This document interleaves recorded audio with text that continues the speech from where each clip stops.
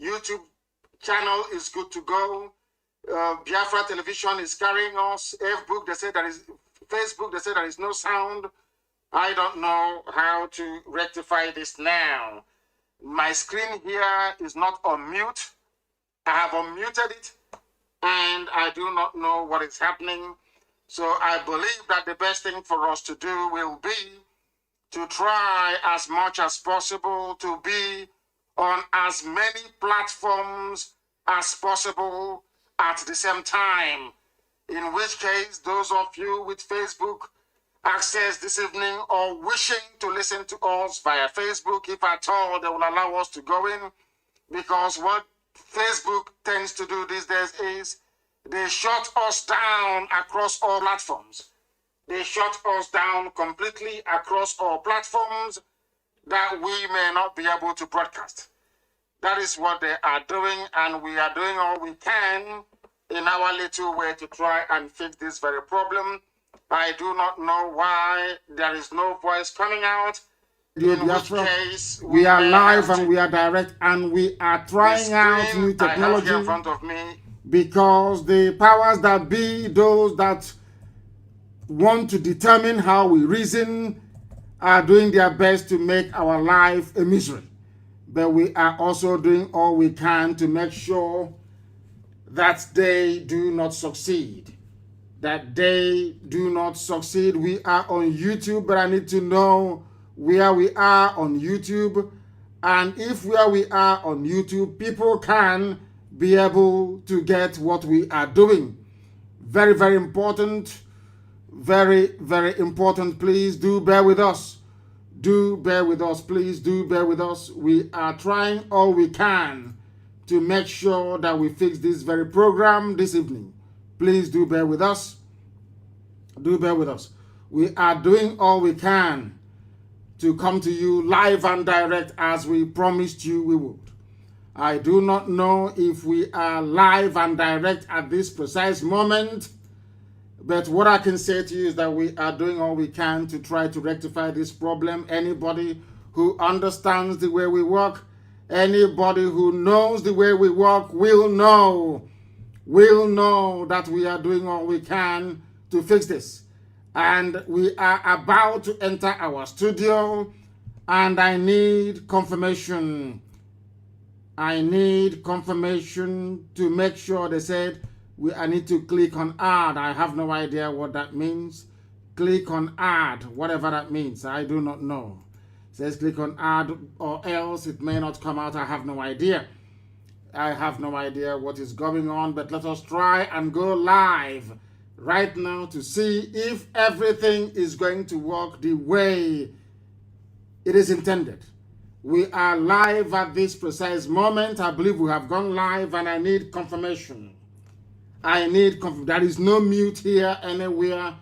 Everything has been unmuted. I don't know if people can now hear us on those very platforms on StreamYard. Can you hear us? I need confirmation on StreamYard. Can you hear us, please? If you can hear me, please let me know. If you can hear me, please let me know. We are live on direct on a couple of places. They are saying, people say they are listening, but we need confirmation that the voice is coming out on StreamYard, because we are going to do a lot of things with this device. I don't know if Facebook have actually gotten to them. We do not know. We do not know. I need StreamYard, please. I need StreamYard. Can you hear me on StreamYard, please? Because we are going to do many things. Because during my next broadcast, we are going to come live to you via my Twitter handle and also Instagram. So we are doing all we can to make sure that we are ripe for that very occasion. I want to know, I know that IPOB Community Radio is good. We know that things are happening. We are using StreamYard. So I want to know if people can hear me on StreamYard. But notwithstanding, we are proceeding because we know that our apps are working. We know that people are listening via that very platform. We must proceed with the time now standing at precisely 14 minutes past the top of the hour. This is a Radio Biafra live presentation. My name is Nnamdi Kanu. and I am the leader of the indigenous people of Biafra, and by the very special grace of the Most High Elohim, a servant of the Most High God, we are here to serve you in truth and in every honesty. I lead IPOB, the largest mass movement on the face of this very earth. I direct Radio Biafra and Biafra Television, and we are doing all we can to make sure that our voice is heard all over the world. All over the world. On this very platform of StreamYard, nothing is happening, but we'll try and rectify it next time. But every other place, we are live and we are direct. And I believe even on some platforms on Facebook, I don't know if we are live on Radio Biafra page as well.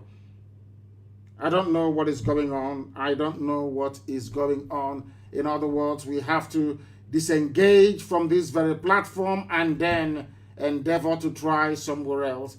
I do sincerely and wholeheartedly apologize for this very delay, so to speak, because it wasn't intended this way. This wasn't what we planned, but that was how it turned out. That was how it turned out. And you cannot believe what is happening this evening. Even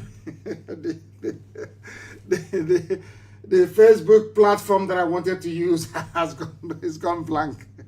These people are very, very strange. It has gone blank. Oh, dear me. It has gone blank. University of Radio Biafra is not transmitting. It has gone blank. Unbelievable. Absolutely unbelievable. You need to bear with me because we are trying to rectify this very problem. If we do not fix it this very day, our enemies will think that somehow that they have prevailed. That they have prevailed. And we are saying to them that there is no way they can prevail because what we are doing is something that Elohim directed us to do. Directed us to do. I need confirmation that we can be heard on numerous Facebook platforms. That is what we need to know. Can you hear us on numerous Facebook platforms? I need confirmation, please. I need confirmation before we can proceed. I do need confirmation. Are we coming out anywhere on Facebook, on this very earth? I want to know. They said the voice is broken. They said the voice is breaking. IPOB Community Radio, that the voice is breaking there as well. They are doing all they can to try to attack us, and we are going to show them that we are more than prepared for this very occasion. The world must hear the truth about what is happening in the damnable zoological republic.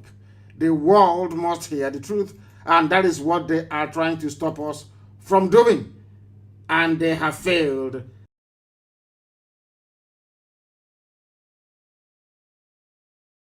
Very, very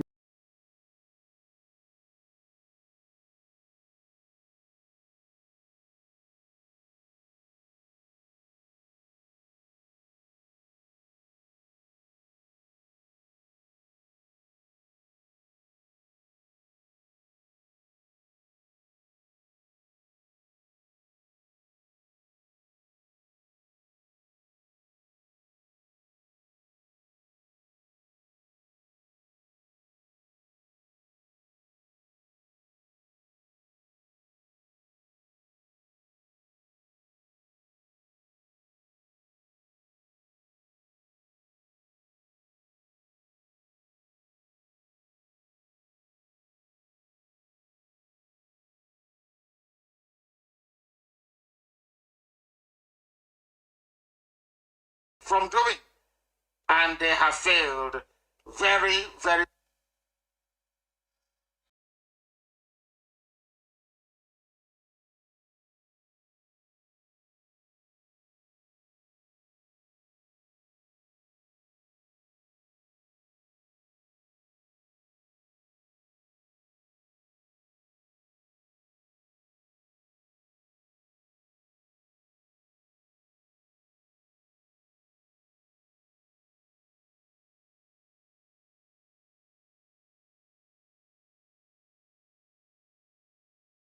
But I also want to go and use a particular, how can I put it? I want to go and use, Let us see if it is working. Go and check. All those on Facebook can go to Aidin Dillon. Go to Aidin Dillon, and we are live on that very platform, I believe. That is Facebook permitting. I can see them turning here. Yes, we are live on Aidin Dillon. Please, China Sanworu and all the rest of them, make sure you share it everywhere. Tuning is fine. People must go and get their apps, please. By the next broadcast, we are going to rectify whatever difficulties that we encountered this evening. Then, and also my new app is out, and we are going to put that also on the market so that everybody will be able to download it. It is, of course, free. Somebody said Obinna is listening from the Cameroon, and it is very, very clear. That's what he said, from the Cameroon, and it's very, very clear. If you go to Aidin Dillon, you should be able to watch us on that very platform, and you can go there and share it everywhere else. We must now proceed, and we're going to pray. As it is customary for us on this very platform, we are going to call upon the Most High Elohim to come and take pride of place in our proceedings this very evening, morning, afternoon, or night, or wherever you are. In the whole, should I say, distress of trying to rectify the problems that we had, I have not been able to greet you. Of course, we know that today is the 4th day of February in the year of the Most High Elohim 2021, and the time now is 21 minutes past 7 p.m. in the blessed land of Biafra. Allow me to say rather belatedly good morning, good afternoon, good evening, and good night to some of you. This is a live presentation, and we must pray so that I can preach for you what I have for you, what I have in store for you this very evening. Bi also says Chineke na nke pụrụ ihe niile onye kere mmadụ dị ndụ. Chineke na nke usu niile nke ndị agha. Onye ọ bụ naanị ya na-achọ onye kere ihe niile kere eke mana onweghị onye kere ya. Onye mmụọ na mmadụ na-akpụ isi ala nye. Onye ọ bụ naanị ya ka mbara igwe na-egosi ọlụ aka ya. Onye ọ bụ naanị ya na-azọpụta ndị ya. Onye si na tamanahụhụ na mkpagbu nke Ijipt wee zọpụta ụmụ ya bụ ndị Israel. Ka a sịkwa na-arịọgị n'ụbọchị nketa eze ndị nsọ ka i wee zọpụta abụrụ gị ụmụ gị bụ ndị Biafra, ndị tụrụ ugo nna nke ebere dị ngozi site n'aka obodo ekwensu bụ zuu nke Britain kepụtara. Anyị wee na-arịọ ka iwe gbatara anyị ọsọ enyemaka n'ihi na ọ bụ naanị bụ Chineke nna. Anyị anaghị efe arụsị ọbụla na ịka nwe ntụkwasị obi ebe ọ nọ nna nke ebere dị ngozi dịka isi wee nye ya n'iwu na ya gị onwe gị bụ Chineke nna eze ebube dị ngozi na mmadụ dị ndụ agaghị enwe chi ọzọ ma tinyere gị. Anyị onwe anyị enweghị chi ọzọ tinyere gị ndị eze ebube dị ngozi. Anyị wee na-arịọ gị nna nke igwe ka iwe etinye obodo ekwensu bụ zuu n'ụzọ ihere, ka iwe etinye ọgba aghara n'etiti ndị iro anyị niile nna nke igwe. N'ụbọchị nke taa ka aka nsi ha wee baa ha ọnụ, ka ha rabụ ndị kum ka ha wee kpagbuo ụmụ gị nna nke igwe. Ndị dị etu a bụ ndị ga-etinye ọgba aghara n'etiti ha.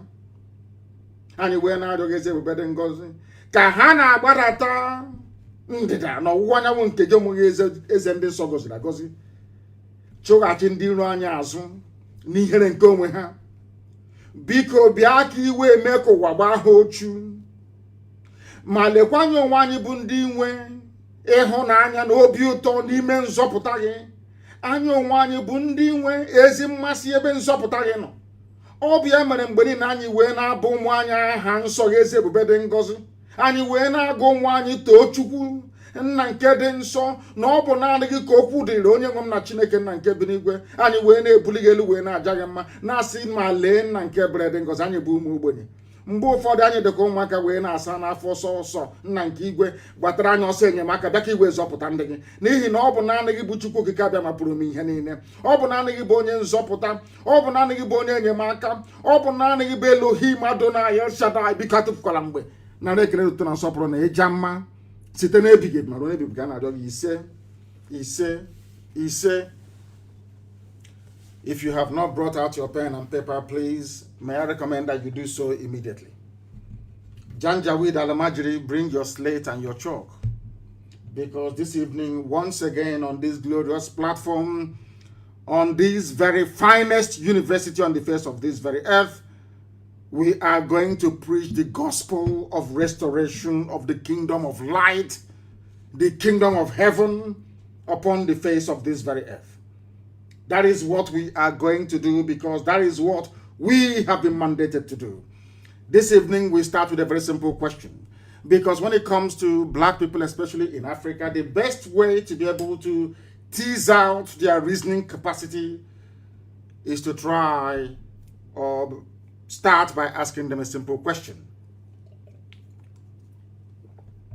Our question this evening is this: are we prepared, those of you that call yourselves Nigerians, those ethnic nationalities trapped in the zoological republic, this evening, morning, afternoon, or depending on where you are, I want you to ask yourself a very simple question. Are you prepared to be honest with yourself? Are we all prepared to be honest with ourselves? Because when this whole thing started, when Chukwu Okike Abiama determined that IPOB should come, a lot of people in the Zoological Republic were laughing at us. They called us a lot of names. They ridiculed us. That is why when people try to ridicule you, please, please, please, for goodness sake, if you're on the path of righteousness, do not listen to them. That is why they say we are very stubborn. But we are not. What I'm trying to do this evening is maybe, as always, to build a context, to try to, it's called preamble, upon which the rest of the evening is going to rest. What I want to ask this evening to the teeming audience listening to us right across the face of this very planet Earth, including our dear brother from the Cameroon, is this: are you prepared to be honest with yourself?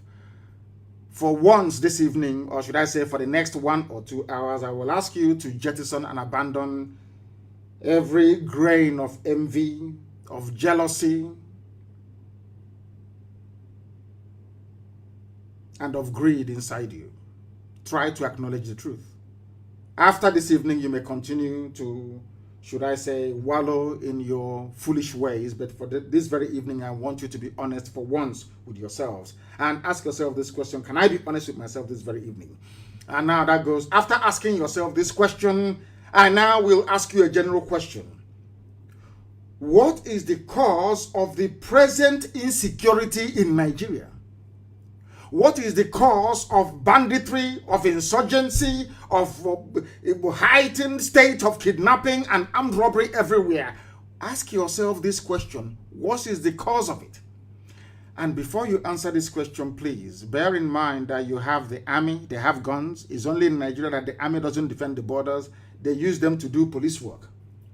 Ask them, please. You have the army. You have the police.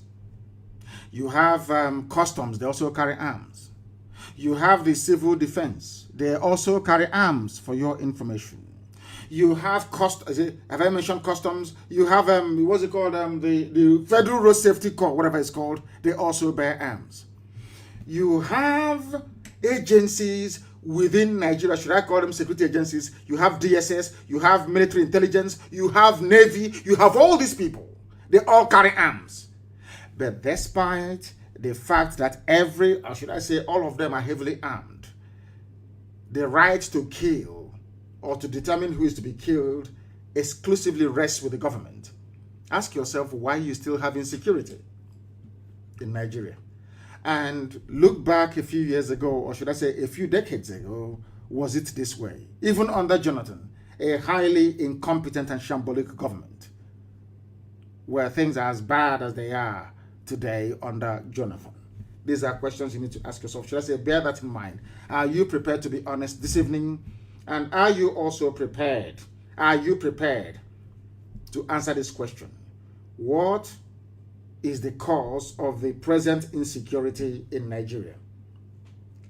If you can answer that very question, then we are in business, so to speak. Because some of you may not know, or some of you know but pretend not to know, that the present problem in Nigeria is caused by the Fulani, should I say tribe or ethnicity or group. When I say, they say you're profiling. No, I'm not profiling. Because if you look at the way they approach all these issues in Nigeria, it tells you one thing, that they are in it, they know what they are doing. They are part and parcel of this very problem. Don't take my word for it. I don't believe in the zoo called Nigeria. I am not part of the damnable zoological republic. And I will never ever be. Not now, not tomorrow, not ever. Don't take my word for it. Take the word of the governor of Benue State. I'm going to play his voice in a minute. The same thing that Governor Ortom is saying now that everybody is jumping up and down for was what IPOB warned everybody about many, many years ago. In return, instead of love, what we got was they are miscreants. They are looking for who to scam. They are scammers. They are criminals. They are Yahoo. They are this, they are that. And thankfully, you see, God in his infinite mercy chose those that would be in IPOB to pilot and to propel this movement forward. Can you imagine what would have become of everybody had we listened to any of you mouthing your rubbish then? You used to curse us, you insult us, you say every manner of thing to us, but we continued because we believed in the righteousness of what we were doing. That one day all of you will see that thing that we saw. And today it has happened, hasn't it? I want you to please very kindly listen to don't take my word for it. Listen to the voice of the Benue State governor, a serving governor in Nigeria. So that when I blame the Fulani, Facebook can understand it. Facebook said I was profiling people, and I said to them, you don't understand what is happening. One day Facebook will tell us that Nazi party or those that belong to Nazi party are not Germans. That's what they're trying to. That's one day. That's what they'll tell us. Have you heard of any Fulani man rising up to condemn the rape and the killing, the pillaging, the sacking of villages and the land grab going on in the south? All they say to you is try and live peacefully. One Nigeria. Let's not rock the boat. The nation should be one. That's all you hear. Not one word of condemnation. Not one single word of condemnation. Why is it difficult for all of you to understand that the Fulanis have come to conquer, to pillage, and to take your lives over? Look at what is happening in Yoruba land. Can you see what is going on there? Can you observe what has been happening ever since? The young man that came up and is now championing that very cause, there is no castigation from any quarter. Yoruba journalists are queuing behind him, writing about him almost every 30 seconds because, of course, they control the media. No castigation of any sort. Even when the young man appeared to have cast some measure of aspersions on the Oni of Ife, they quickly prevailed upon him to apologize, and he did, and that was the end of it. Can you imagine if such a thing were to happen in the East? Because people from the East are full of greed, envy, and jealousy. Shame should befall all of you. Look at what is happening in Yoruba land. They are campaigning and raising money openly. Nobody has called him a scammer. Nobody has ever said he's a thief, he's a criminal, he's a rogue. No, not at all. Because they understand that to move from one location to another, they need buses, they need transportation, they need fuel. They understand that. There is no envy, there is no greed, there is no jealousy. Nobody, I don't see people in Yoruba land queuing up and saying, oh, that thing he's doing, I can do it as well. Oh. No, they are all queuing up behind him. But in the East, it's a different matter altogether. That is why you people were suffering before God Almighty in heaven determined that IPOB should come. And today we have saved everybody. Without IPOB, what is happening in the West couldn't have happened, you know that for sure. Without IPOB, Governor Ortom cannot stand up to say what he's saying. Because now everybody have seen that there is one immovable, should I say, number in this equation, and that is IPOB. Everybody knows that people may fall to the left or to the right. People may be cajoled into abandoning what they believe in, but they know that the soul, the heart of IPOB is strong. We are not going back, not 1 inch, not 1 iota. They understand it perfectly well. That has now given impetus to people to rise up to speak the truth. That unspeakable truth. The same truth that we are speaking, and they said that IPOB must be proscribed. They tagged us terrorists because we were saying the same thing that people are today saying in Nigeria. Now you know why I love IPOB, and you know why I believe we are better than everybody else. They say he's very arrogant. Why wouldn't I be arrogant? Something that this movement saw nearly 10 years ago. Now you're saying it. Why shouldn't I be arrogant? Why shouldn't I be? I'm a very humble person. And this movement that I lead they are the most humble people in the world. If you doubt me, ask anybody. You can travel from one country to another. Once you come into that country, you say, I am looking for IPOB national coordinator, and your problems are solved. You don't understand that? We built a global family. And my happiness today is that they are unmovable. You cannot move them. I read rather very amusingly that my dear friends and brothers from my brethren from Ududuwa land, the Yorubas, that they are rising up to raise money for the young man, and I was very, very happy. And they said they want to raise for him 51 million naira. And they raised 4 million in, I think, in less than an hour. And I want them to go on and give him more because he will need it in the coming weeks and months. And I saw people jumping up. And, you know, after I read that very article, I had, please, you must forgive me this evening. I'm going to preach. But I want to talk about this IPOB so people can understand it very well. That this noble family, I call them a noble family because unless you're in, you won't be able to understand what is happening. This noble family. You people, you contribute. Oh my God. That is why I pray for you 7 times every day. The same amount of money that people were jumping up and down to contribute today is what you pay only one consultancy firm in Washington every month. Every blessed month. I didn't say our lawyers, international, I said one consultancy firm alone. The people that contribute this very money, you don't know them. Some of them do, and they say, don't even mention my name. I don't want to be known. They are all IPOB. That is the money we pay to our consultants in Capitol Hill, in Washington, every month. And that made me realize that there is something special about IPOB. Too special. And no wonder not everybody is worthy to be part of it. That is why sometimes if you allow demon or evil spirit to get into you, you leave IPOB. How you leave, you won't know. Because God Almighty in heaven set up IPOB with a very puritanical, should I say, mindset. Unless you're clean, you cannot be in IPOB. You can't be.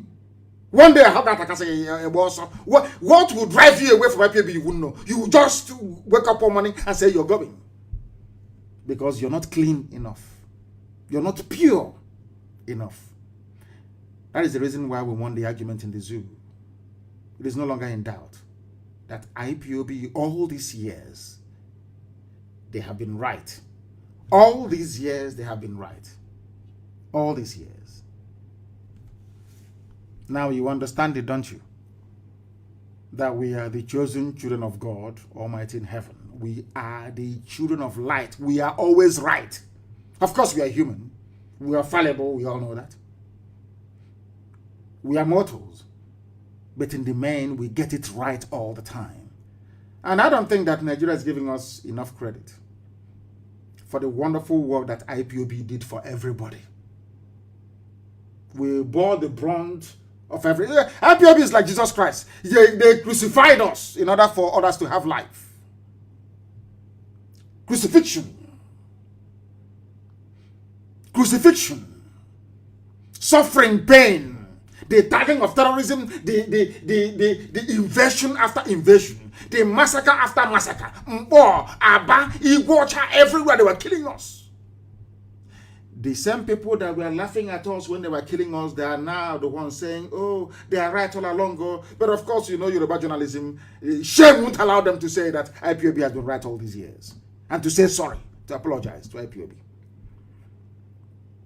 Now, do you understand it? That is why they're chasing us all over the place. they gave money to Facebook to say, don't allow them to broadcast. They're educating people. Do you know they were blaming me for all the things that were happening in Oyo and in Ogun? They said I was the one that set it up, and heaven knows, I don't know the brave young man. I don't know him. And anybody who thinks that the Yorubas can be subdued or subjugated, they are dreaming. Because Yoruba won't allow that to happen.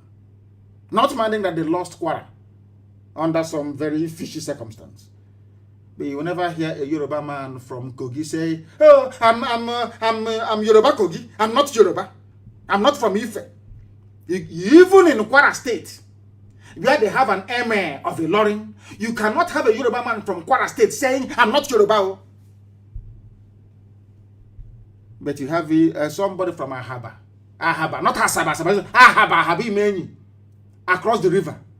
Somebody from Onichubo, somebody from Ukwane, somebody from Umunede, Umu, Umu, which means children, Umunede. Somebody from a place called Igbo Akari.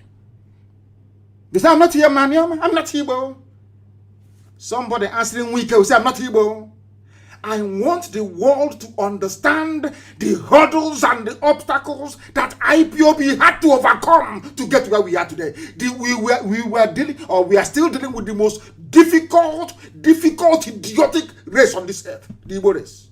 Difficult to a fault, difficult for no reason sometimes. Have you ever heard anybody say, even Fulani and Hausa will say, oh, we are Hausa Fulani? That was in those days.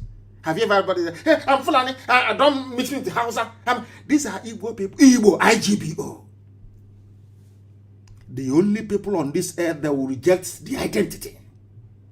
That tells you how difficult they are. And when you ponder how difficult these people are, and how far IPOB has come in terms of the progress we have made, not only have we not united the entire Igbo family, we have united the, let me call it Igbo family anyway. Because Ibibio means little Igbo, Ibonta, that's what it means. If you go to Google, they will tell you Ijo is related to Igbo. This Ijo is, some of those fools who yapping rubbish, they're from Arochukwu. Arochukwu. They are from Arochukwu. Talking rubbish. From Arochukwu. Hey, we are not here, but we don't want to mix with them. The only people that, hey, we have suffered, I'm telling you the truth. We have suffered. My God, the pain is too much. Almost unbearable. A very, very stubborn race. To get them to where we are today, where they have now accepted that IPOB, that these people are going to redeem them. The redeemer is IPOB and Eastern Security Network. Now they don't. Even to come out and say, oh, we are, in fact, some of them are confessing off camera, in secret. To come and say, oh, we got it wrong. We never knew you people, we are right. They find it difficult to say. How do you know that? How do you even begin to imagine how right we've been on along? See how I never knew that my Yoruba friends and brothers were waiting for somebody like Nnamdi Kanu to emerge from the West. That's why they were attacking us, because they had nobody like us in their own area. They are journalists, not ordinary people. That was why they were attacking us. They had no Nnamdi Kanu in Yoruba land. As soon as one came up, you can see the way they eulogize him every day. We now have our own. Do you see it? Let me tell you or prove to you how right IPOB has been all along. Out of greed, envy, jealousy, obiofo. When you see the truth, you bypass the truth. You lie to yourselves. You deceive yourselves. You want to make yourselves feel good. But you know the truth. And that is why the Bible says, and the truth shall set you free. Do you know the reason why people are now clamoring and speaking up openly or speaking out openly against Fulani Janjaweedism. Because they want freedom. And for you to get that freedom, you must speak the truth. That is why the Bible leads us to believe, or led us to believe, that for ye shall know the truth, and the truth will set you free. Without Ortom speaking this truth I'm about to play for you, his people can never be free. TV can never be free. Without Yoruba now realizing that IPOB has been right all along, they can never be free. They must speak that truth for freedom to come. That outspokenness. Even somebody telling me, even TV people are now saying, who's going to be our own Nnamdi Kanu? That is the truth. To prove to you that God Almighty sent us to come, not man. You remember I used to tell you, at the end of the day, we win. Eventually we win. It doesn't matter how you look at it. At the end of the day, we win. At the end of the day, Biafra must come. And once Biafra comes, some of you, your job is done. Mine will continue. I don't want to hear the name Nigeria. The way they erased the name Biafra from history books, from geography textbooks, is how I want the name to be extinct. The name Nigeria will not exist. Once Biafra comes, some of you can move on. But I will remain to make sure that the name Nigeria is buried, never to rise again. The voice you are about to hear is the voice of the sitting governor in Nigeria. His name is Ortom. You will hear him now to know that we are always right. Lord have mercy. This IPOB. If you don't respect, love IPOB or fear IPOB, what are you going to fear on this? Which other phenomenon on earth will you be afraid of? If you are not afraid of IPOB, if you don't love and revere IPOB, what else can you revere on this earth, I ask you? People that saw something 10 years before some of you woke up, told you that Fulani, I told you that they are coming. I didn't mince words. I said they are coming with every certainty. They are going to come. They will kill you. They will rape you. They will take your land. They said I was a warmonger.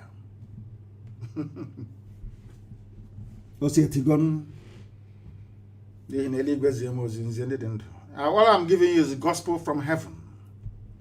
Anything I tell you comes to pass. Once I pronounce it, it comes to pass. It's a gift from God Almighty in heaven, not man. That's why I tell you with every degree of certainty and assuredness that Biafra will come sooner than you expect it. Now listen, please. I want you to listen. Where has it gone to?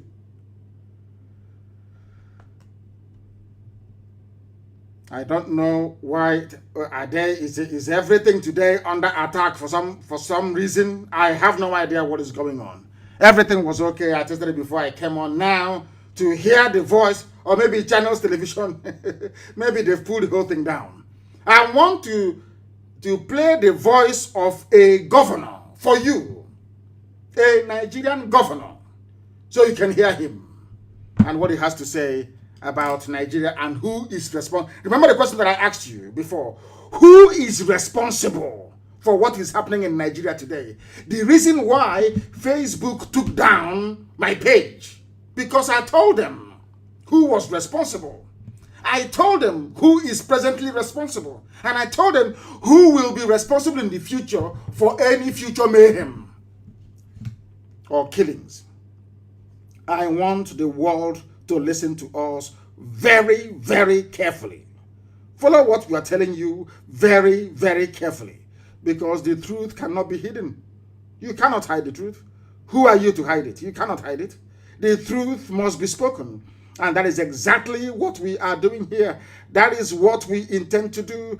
That is what we are going to continue doing until the end of time, because some of you do not understand what the zoo has in store for you.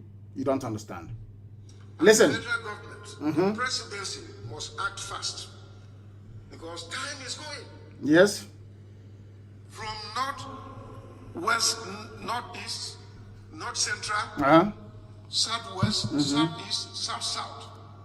There is general insecurity. There is general insecurity all across Nigeria. He mentioned every zone. And who are the people responsible for that insecurity? That is the truth that your average Nigerian is running away from. Your average Nigerian runs away from the truth. We are asking them, who is the bandits here, headsmen there? Who are those people? You can't answer that question, can you? If you ask, Facebook will block you. Listen. And this is being prepared by herdsmen. Mm-hmm.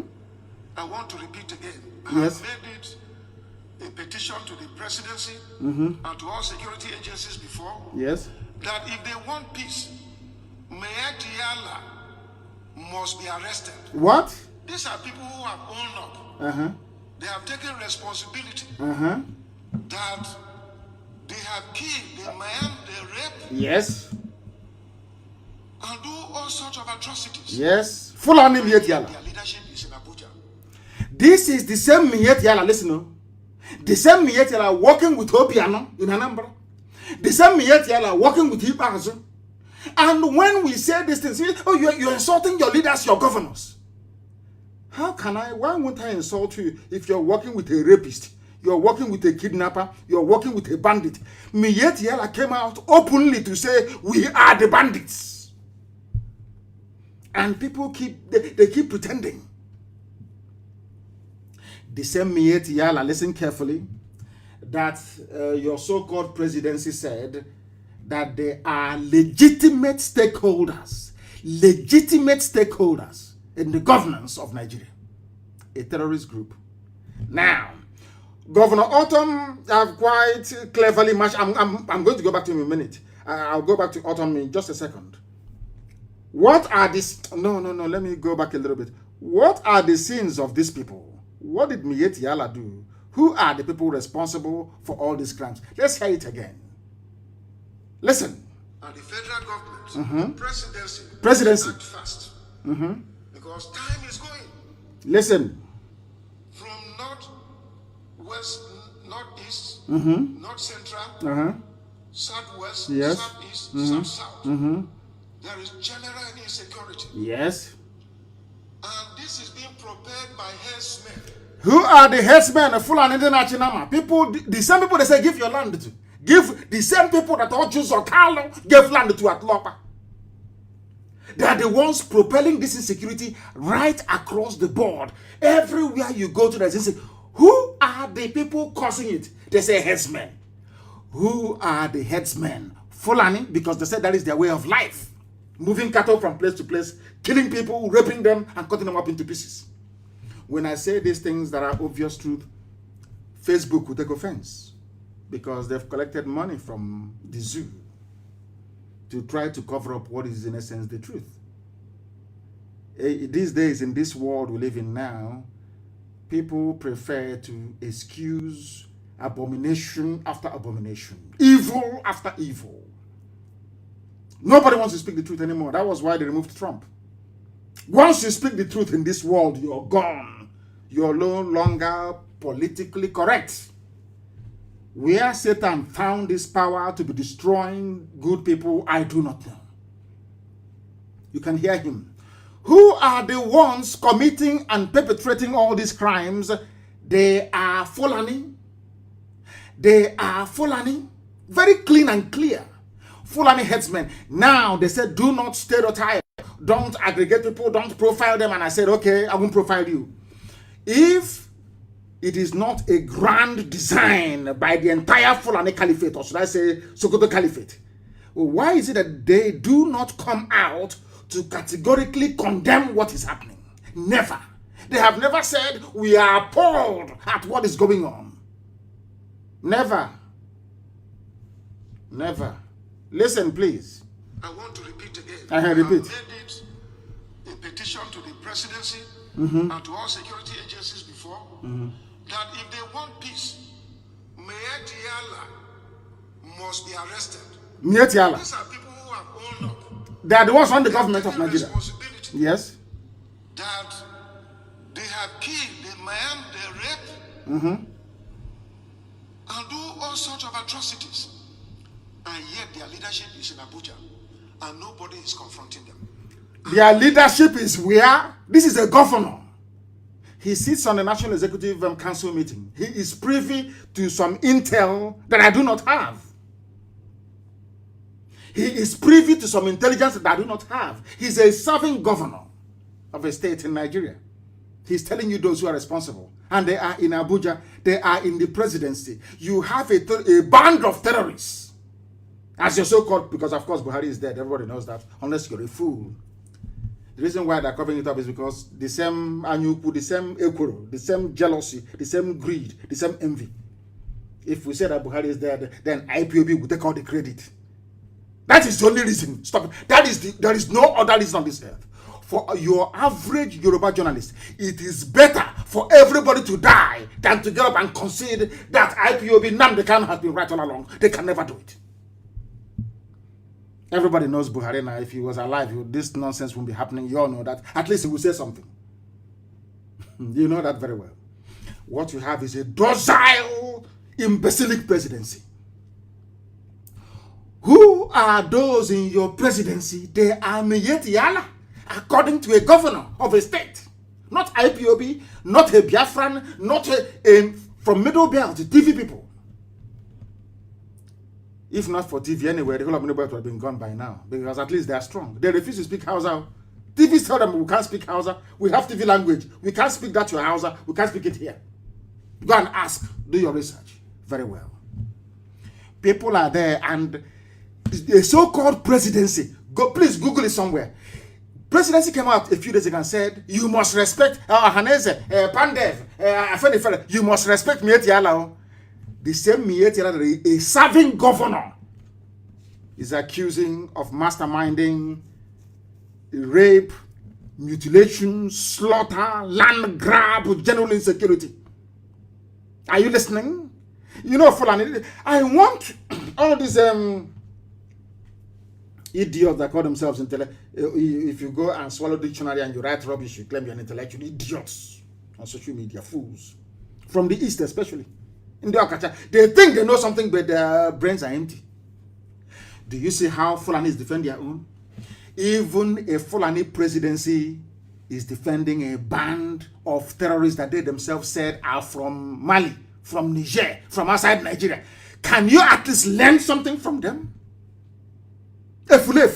Can you at least learn something? Of course, asking an Igbo man to abandon envy and jealousy is very difficult because it's part and parcel of their nature. That's how they are born. That's how they are wired.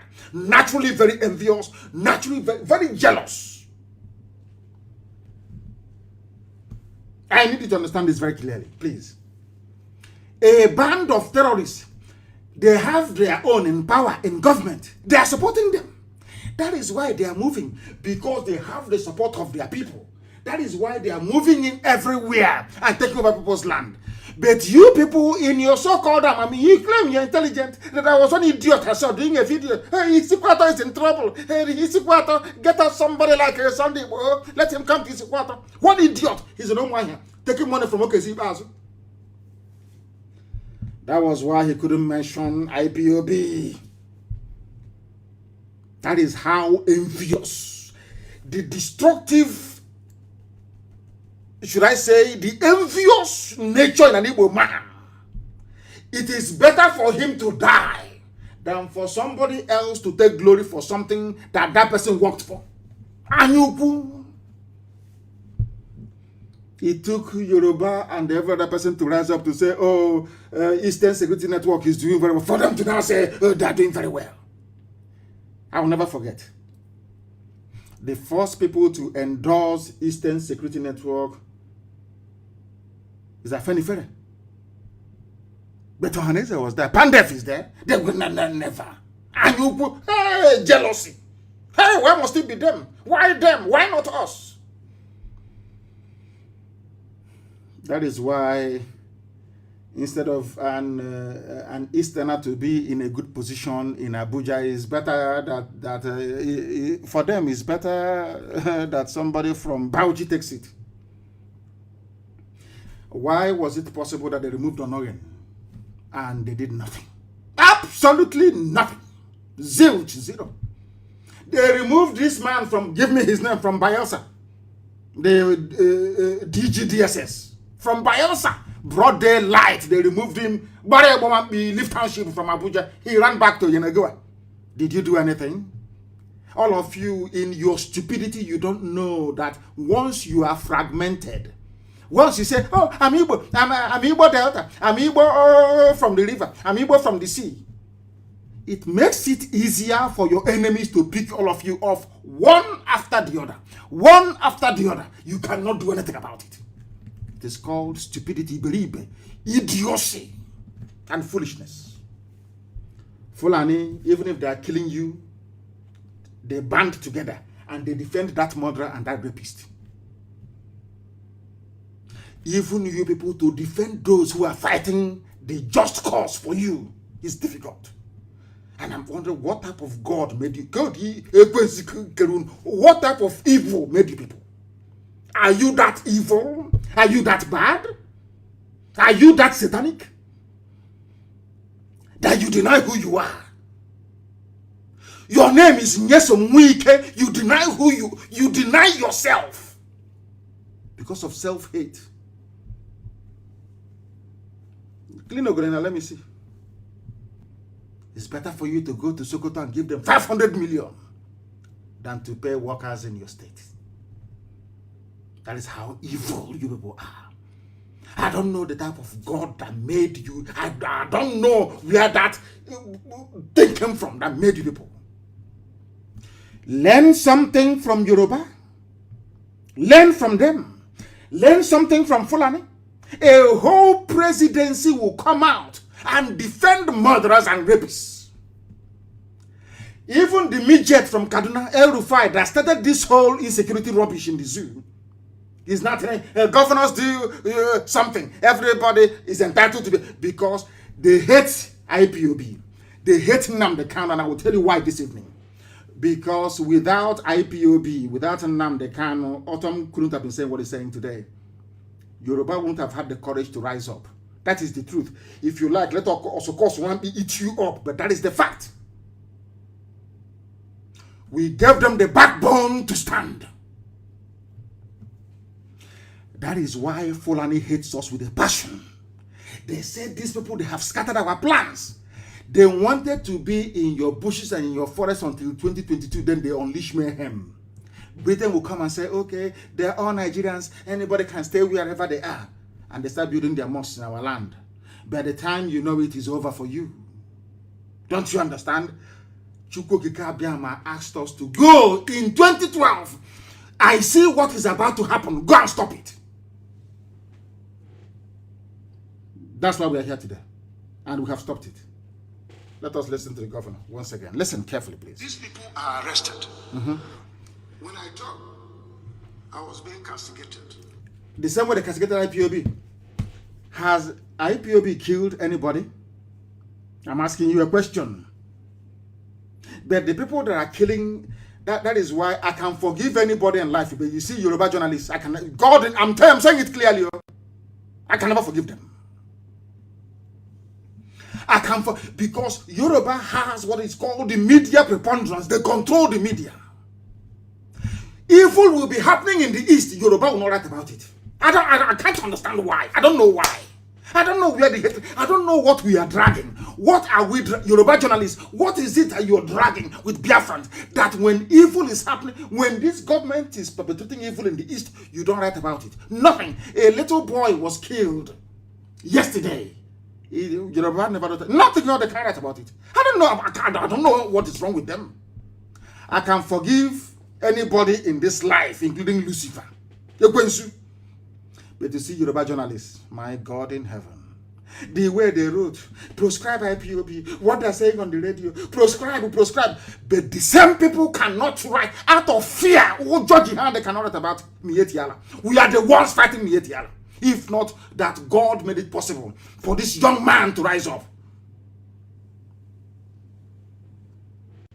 We are the ones fighting Mietiala. And that is why the coming of the young man made it possible for the world to now see that, yes, IPOB are not the only mad people there. Or maybe there are madness elsewhere. Then they started to investigate. They now realize that Fulani is the problem. Now you see it. People committing rape and murder, they are part of the presidency. Obiano stood up and idiotically opened his mouth and said, they are part of my government. Rapists are, but the same Obiano asked the army to kill his own people, IPOB, young people at Mbo. I don't know how people want to. Sometimes I explain this and I'm thinking people don't quite understand what we are saying. Is it that you don't understand what I'm saying or what? This is the governor. They always castigate you because once you speak the truth in Nigeria, they castigate you. They call you all sorts of names. They want to ridicule you. They want to make you look irrelevant. They never knew they were going to meet IPOB. You were not going anywhere. The harder they come, the harder they fall. We keep marching.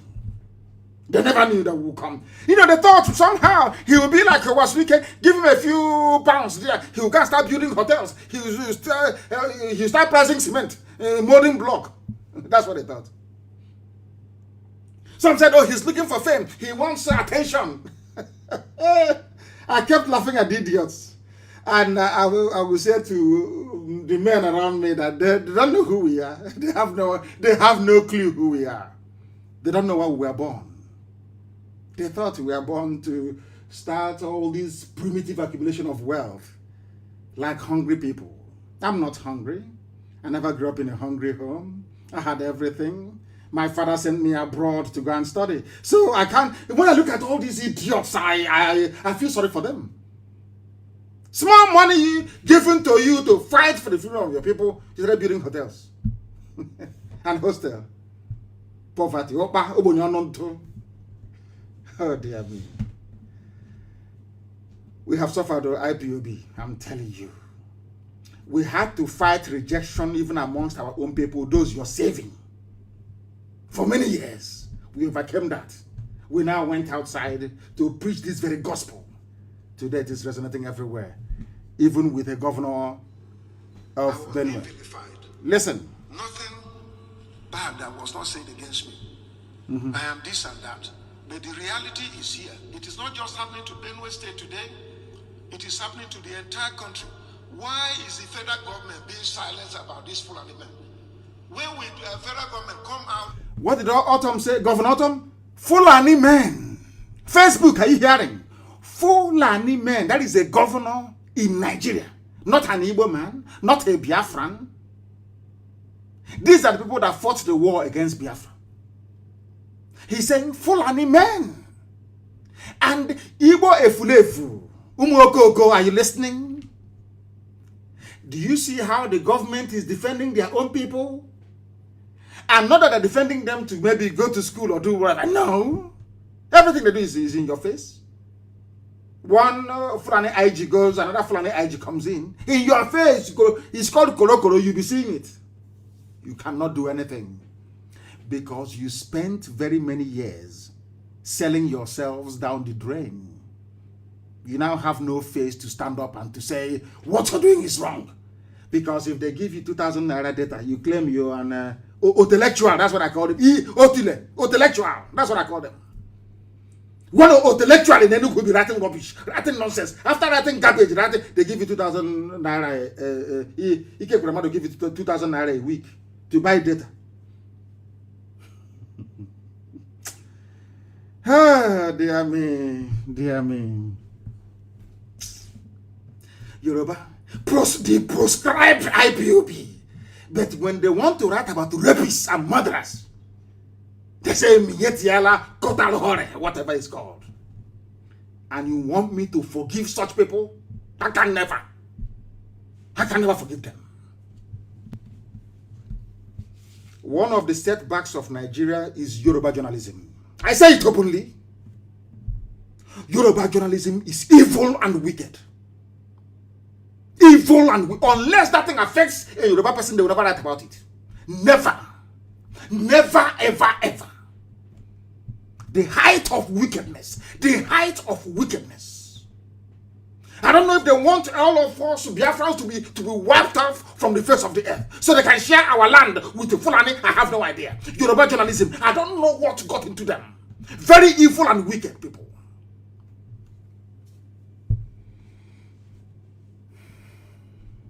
Very wicked. Today, as you're busy transporting your wickedness to the east, Fulani was coming and taking your land. You know, you're in equity. Because of your wickedness. The wickedness you have towards the east is so much that even when Fulanis were coming to take your land, you couldn't see them. You became blind. Because you were very, very envious. You and the intellectuals in Igbo land. Writing rubbish. Every place they're writing nonsense. Ask them to come and do what Nnamdi Kanu is doing. They cannot do it. Okay, bring people, come out on the road. Let's see how people. They cannot do anything. All they do is that writing rubbish. Every place there. Proscribed, the outlawed group. Satan, not God. Satan will punish you people. Satan will punish, and of course you're suffering now. Are you not suffering? The people who are killers, they are saints. Those who are saints, they are demonized.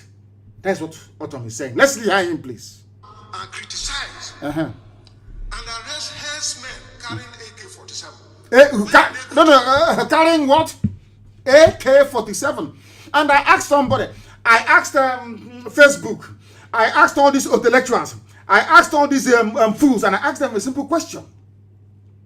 Somebody is in your farm raping your mother with AK-47. How do you activate self-defense? With cassava stem? Don't militarize. Nobody has monopoly of violence. But the violent man is raping my mother in the farm. How do I stop him from raping my mother? You cannot answer me. He has AK-47. Please answer that question, please. I'm begging you. Do you see how foolish people are in the zoo? That's why I call Nigeria a zoo. I say it's not an insult. It's for you to wake up to see how idiotic your reasoning is. Somebody is raping my mother in the farm, cutting my sister into pieces, taking my land and destroying crops. I'm asking you a simple question. How do I defend myself? He has AK-47.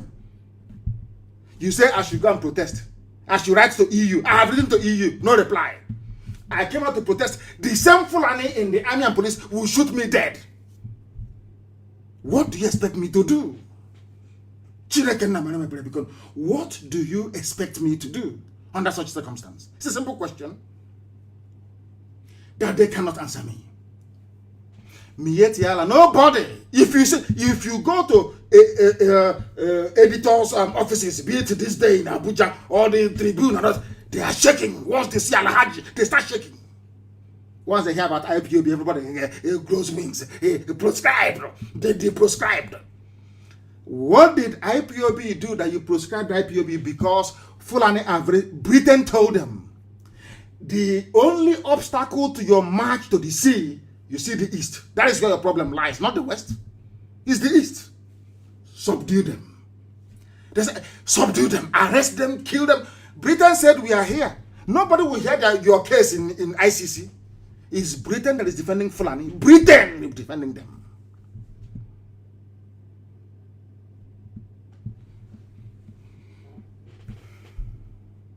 Britain.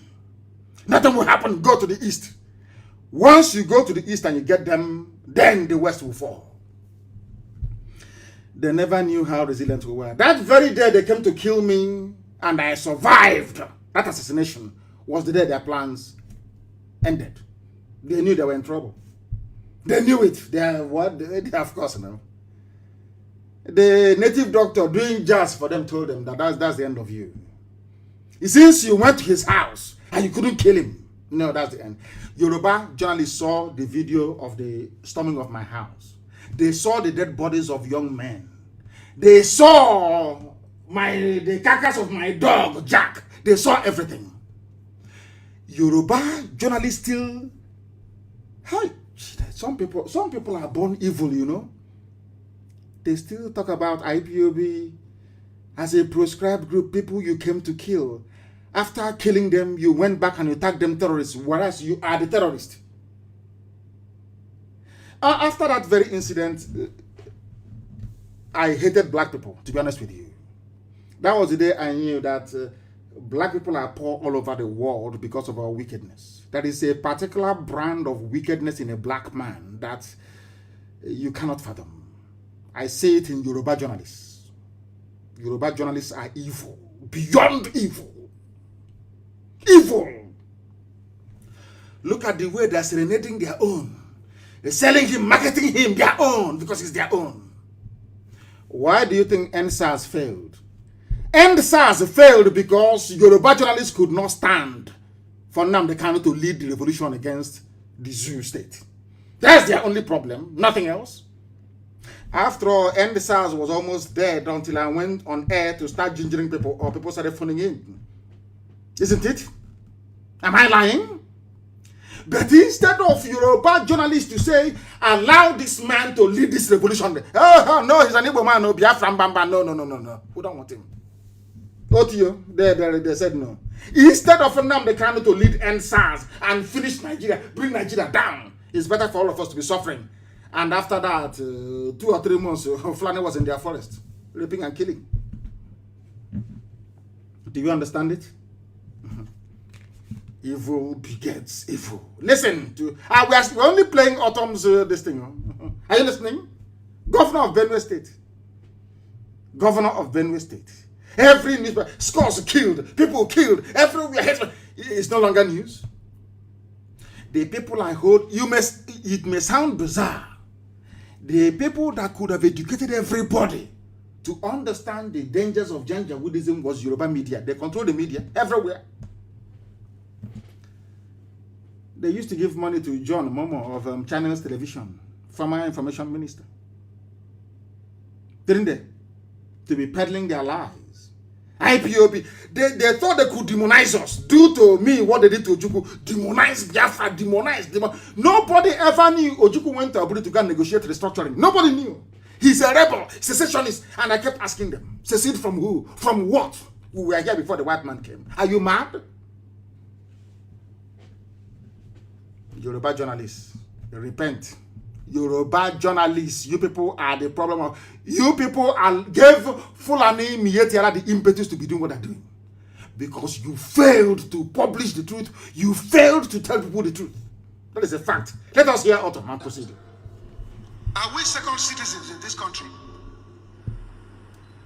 He's asking, Governor. What gives Fulani man superior to any other person? Are you Fulani man, a governor, Fulani man, he's calling them Fulani people.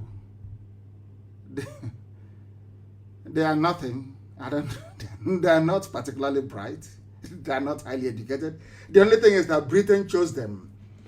Because Britain will never choose a bright race. Never, ever, ever. I will have read in England. Sorry, in Britain, so to speak. I think it was in Glasgow or thereabout. In Edinburgh, I don't know. Once you're smart, Britain will say no. Britain created Nigeria to make it possible for them to control Africa. They thought the idiots they were grooming will control Africa. And through those fools, Britain can now control Africa, but it failed, woefully. Because they know that Fulani cannot do anything. They are not. Are they bright? You're bright, and in the 21st century, you're moving cattle from place to place like a deranged lunatic. Unbelievable. Unbelievable. I have spoken grammar like some people. Deranged lunatic, the same sentence. And I say, hey, intellectual. That's how they write. You think they have something upstairs? Nothing. Empty. Moving cattle from place to place like demented monsters. These are the people you gave your country to run for you. He's a general. He's a no-nonsense general. Writing rubbish. Why, dear me. Ortom, please finish. Let us go and preach. I'm not their slave. A Benue man is not a slave to any Fulani man in this country. And so federal government must do this. At a point in time, the federal government came out with a policy through the police that even those with license, then guns, double barrel and pump action should surrender to police. How many times have the presidency come out to condemn that Fulani men are carrying AK-47 all over the place? They want you to give them your own den guns, but they have AK-47 to take over your land and to rape your mothers in front of you. And after seeing all of these things, a human being born by a woman will stand up and condemn IPOB. I don't understand it. A child was shot dead yesterday, coming back from school, in our mama, afo. Did Yoruba cover it? Did Yoruba journalists cover it? They will come to you, oh, surrender your guns, give it to the police. We don't want a problem, insurgency, give it to the police. But Fulani has AK-47, with which they have been raping and maiming people. Why don't you ask them to submit their own guns? No one can answer that question. Zoological Republic. Let me leave out on what he's saying is self-evident. It is the truth that is self-evident. Unbelievable. Damnable Zoological Republic. They never ever speak the truth. When the dust settles down and I will grant an interview to a frontline media house, all over, they'll ask me, what do you think is responsible for what transpired in Nigeria? I will say Yoruba media. Yoruba media and the culture of brown envelopism. Very, very sad indeed. We are live and we are direct on the whole world. That's just the governor of a state in Nigeria telling you what IPOB has been saying from day one. And they said we are they're looking for, they're trying to cause trouble in the polity. They're hitting up the polity. Grammar. What's it going now? Now everybody knows that we are right. Have always been right and will always be right. Now listen to me very carefully this very evening, please. Morning, afternoon, depending on where you are. Having dealt with Ortom, having established that Fulani is the problem, when will they arrest all these AK-47 wielding terrorists we find every day in our land? And again, to the intellectuals and the Fulefus in the East, I want to ask you a very simple question, please. Why was it that Sheikh Gumi had to go to the forest to go and see his people, so to speak? Why did he go to the forest to go and see them? I'm asking you a simple question. Why did he go to the forest to go and see them? Why? Can anybody answer that very question? Nobody can. But Sheikh Gumi went to the forest to go and see bandits. And not only that, they weren't even remorseful. They came out openly to say that they can burn Nigeria down. Nobody arrested them. The presidency didn't come out to say, oh, we must arrest him. He's setting up the polity. No, not at all. Islamic cleric Sheikh Gumi meets over 500 bandits. They know where the bandits are in the forest. Did Air Force go there to bomb them? But they were in Olo, hovering to bomb children. And you want me to live in a country with such entrenched injustice? Sheikh Gumi went into the forest. I'm telling you from the Zoo newspaper what they wrote. Now listen, the bandits are said to be those terrorizing Shinkafi local government area of the state. The bandits are said to be those who terrorizing, listen, Shinkafi local government area of the state. The meeting was in continuation of the peace moves by Gumi. These are bandits. They kill, they rape, they kidnap, they extort, they murder, they torture people. They went for a peace meeting with killers. I went for a peace meeting with Southeast governors in 2017. I wasn't a killer. I came out of, I just was granted bail from illegal detention, so to speak. I did nothing. I killed nobody. I was only broadcasting my right to free speech and expression. The governor said I was a troublemaker. I should come and see them. I went to go and see the governors. After discussing with them, they did not ask me to drop my arms. They didn't say, you have weapons, drop it, nothing. They still called the army to come to my house to kill me. The same governors. But these are Fulani people with guns, AK-47.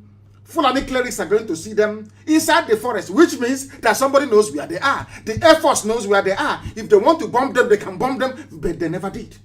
But they came to my house with 2 fighter jets, 4 helicopter gunships, and a full battalion on the ground to invade my compound. I wasn't armed. I did nothing to them. Nothing. They came to kill me. As a result, I lost my father and my mother. And on the 14th of this very month, I'll be doing the 1-year anniversary of the burial of my parents. Of course, the Sunday, if I don't know when 14th is, if 14th is in the next 10 days, so to speak.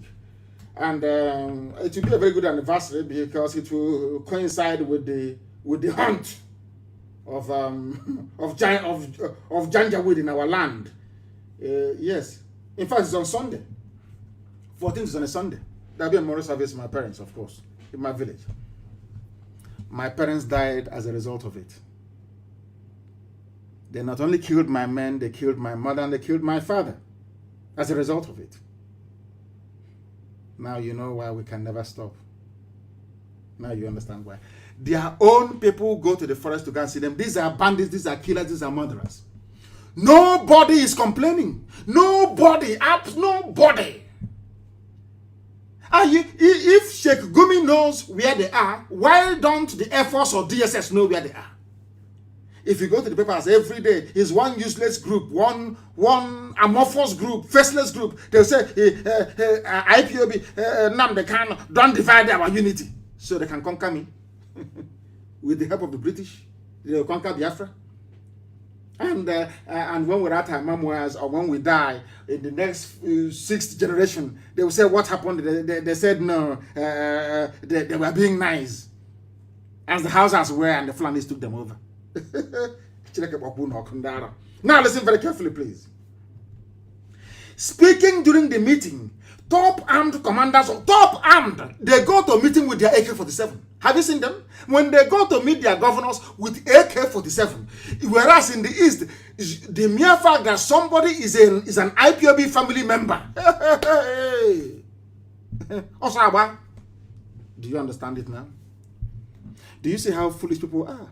You cannot say an IPOB. I don't want to identify with IPOB in the open, but in the North, their own Fulani bandits, they take their AK-47 to government house to go and have meetings.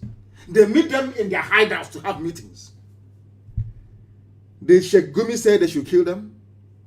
But in the East, your governor, your traditional ruler will be the one asking them, come and kill them, I know where they are.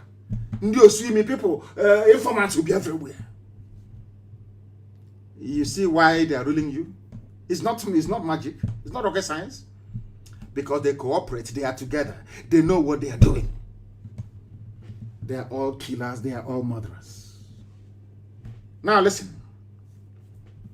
The top commanders of the group who were all armed, Kachala Tuji of Shinkafi and Kachala Muhammad, but they don't even know their names. But DSS won't go there. No. DSS only come to the south. And we are all clapping. DSS, they are here. DSS, Army Patrol, Joint Task Force Patrol. But their own bandits are in the forest, having fun. As a result, they said that thousands of youths do not have anything they are doing. There is no means of livelihood because they impoverished all of you. In 1960, at independence, Azikiwe and Awolowo begged the Sultan of Sokoto, Ahmadu Bello, please allow these your people to go to school. They said no. Only few families will go to school. The rest will remain impoverished. That is how they control you. So when you go to the mosque on a Friday, the imam will tell you who to vote for, who to kill, which shop to burn down, and you go and you do exactly that. Now they have risen. You know that God has a way of fighting for his children. Everything happening in Nigeria today is punishment from God for the role that these Nigerians played during the war against Biafra. I say it openly. And it will continue. It will continue until exactly 5.5 million people will die in Nigeria for what they did to Biafrans, because we did nothing to them. Absolutely nothing. They wanted to wipe us out from the face of this very earth with the help of the British. But God intervened. That's why we're still alive today. If not, our race will no longer exist. That was when they planted, they sowed the seeds of division in us. Somebody from Ahaba will say, I'm not Igbo. You're from our nature. In Delta, you say you're not Igbo. Huh? Hey, I don't know what type of God made us, you know. And now we are suffering, isn't it? Ask yourself, why was it that the entire East couldn't raise up a security network until we came? They couldn't do it. They were afraid of the North, of their masters. They couldn't do it. And having found the courage to, if not for ESN, do you think that what is happening, do you think that Yoruba will have the courage to go and sack Fulanis from their forests?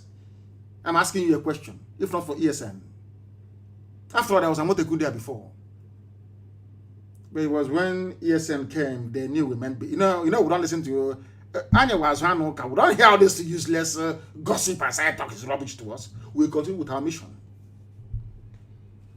And that is why we always win. They know where their own bandits are, but they cannot bomb them. But in Olo, they come with the helicopter to bomb Olo. And yesterday they killed a boy there. And of course, vengeance is coming. After all, you will come and you will hear it in the same vicinity. Because if you kill us, we will revenge. You don't know that? It will happen now. You hear the story. It's not everything that we'll be talking about all the time. Not everything we're talking about all the time. They know where the bandits are. But in the southeast, the zoo soldiers went to Olo to kill members of Eastern Security Network who are protecting the villages against Fulani headsmen. Have you heard of such rubbish before? No, of course, only in the zoo. Only in the zoo. Only in the zoo. Zoological Republic. And the people don't know the mess they're in. I want to read you a story that is very, very sad. I'm telling you. The decomposing body of kidnapped Edo prince was found. I'll tell you his story. The decomposing body of Atlanta-based Prince Eloni or Dennis Abuda who was kidnapped in Edo on January 30th, 2021, has been discovered in the forest. Who killed him? Fulani. A top security chief who spoke in confidence authoritatively confirmed the discovery. He came from Atlanta in Georgia in America. Now he's dead. Why is he dead? Because he's a Nigerian. Do you hear that somebody went from America to Cameroon, went from America to Ghana, went from America to Benin Republic, went from America to Liberia, and was kidnapped and killed? It's only in the zoo. And somebody will wake up tomorrow morning and tell you, let us work for unity of one Nigeria. Very sad indeed. He's dead. He's gone. Who killed him? Fulani, kidnappers and headsmen along Ore Bini Expressway. ESN can go there to clear them. But once we go there and say, oh, they want to expand. They want to replicate the march to Lagos of 1967. We don't want them here. But Fulanis are there killing you and raping you. So when that time they used to tell you that, oh, you are different. You are Midwest. You are Bendel. You are God knows what, South. All Fulani was doing is to divide you. Keep dividing you. They divide you to conquer you. That was something that Britain taught them. And British military or intelligence officers are in Abuja right now. I'm speaking to you. Advising them on how to conquer you. British intelligence, they're in Abuja right now. Telling Fulani how to conquer you. Because Britain feels that if they conquer all of us, the oil will be more or less, if they were taking 100 barrels for free before, they'll start taking 200 barrels. You don't know that? It's the conquest of the intelligent by the unintelligent. That's what they do. That is what they have to do, and if you don't take time, it will overrun you. Look at what Yoruba newspapers are doing for their people. Compare that with BBC. Look at BBC. Rejoicing that I was removed from Facebook. BBC, they were rejoicing.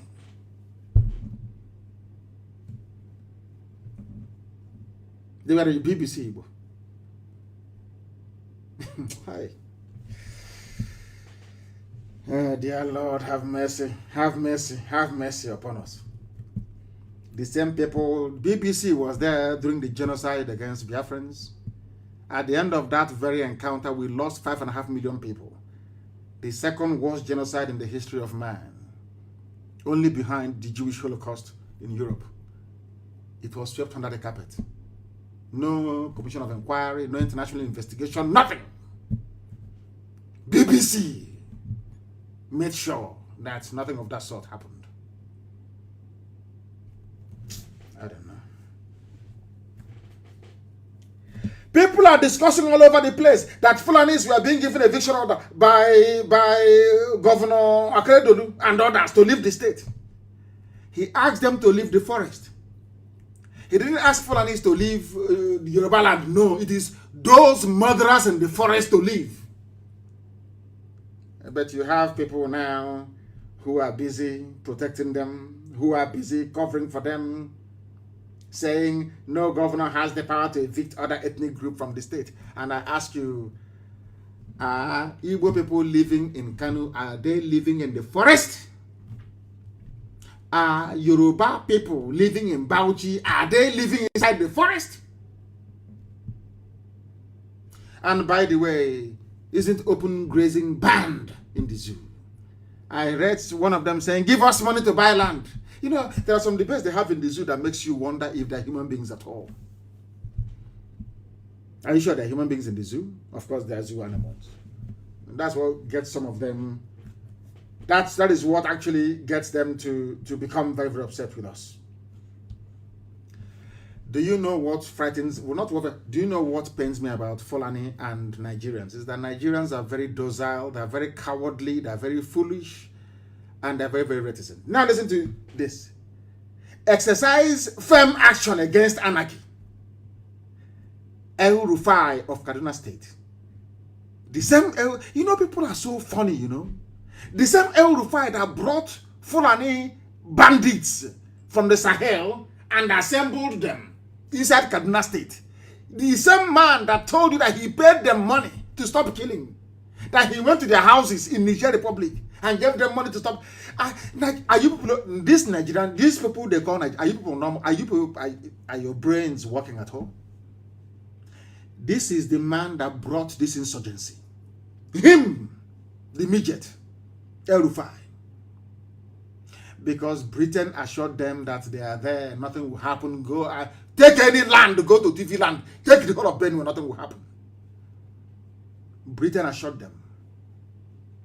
It was this midget, this idiot, that brought insecurity, insurgency, and banditry into Nigeria. Now, having firmly planted their people in every forest in the south, they are now telling you, every governor, take action. Look at this idiot talking. Is he the president of the zoo? Of course he is now. He should come out openly so I can curse him and he will die. They're all dead, all of them.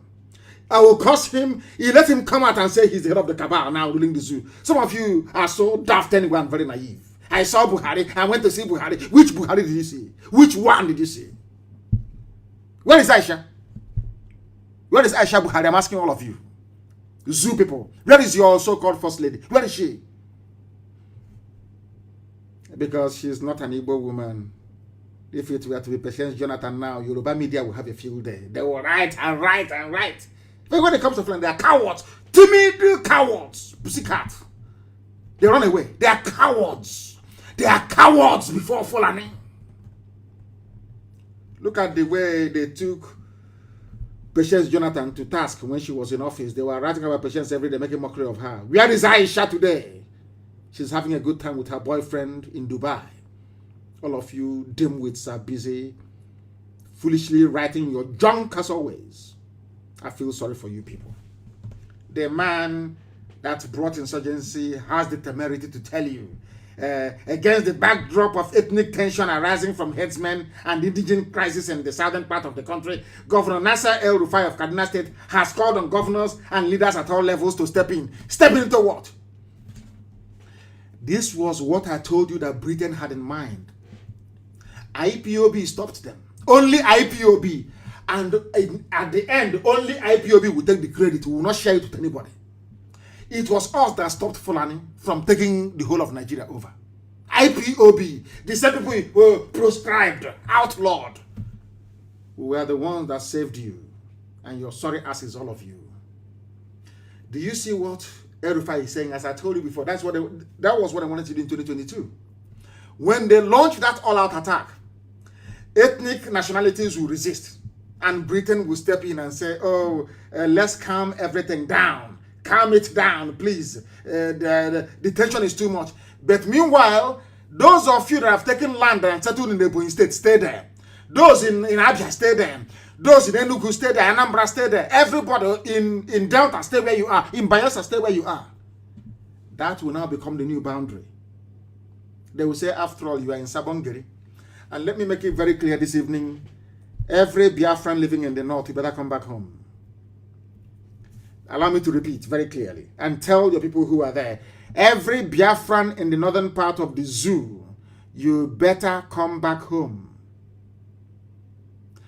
They are using you people to blackmail us. They say, oh, you have people in Kanu, you have people in Kaduna, in Zaria. We are not going to stop. Anything that happens to you in the north is your business. If they are going to twist your brain to be against your own freedom, let me assure you that you're not going to succeed. You won't succeed.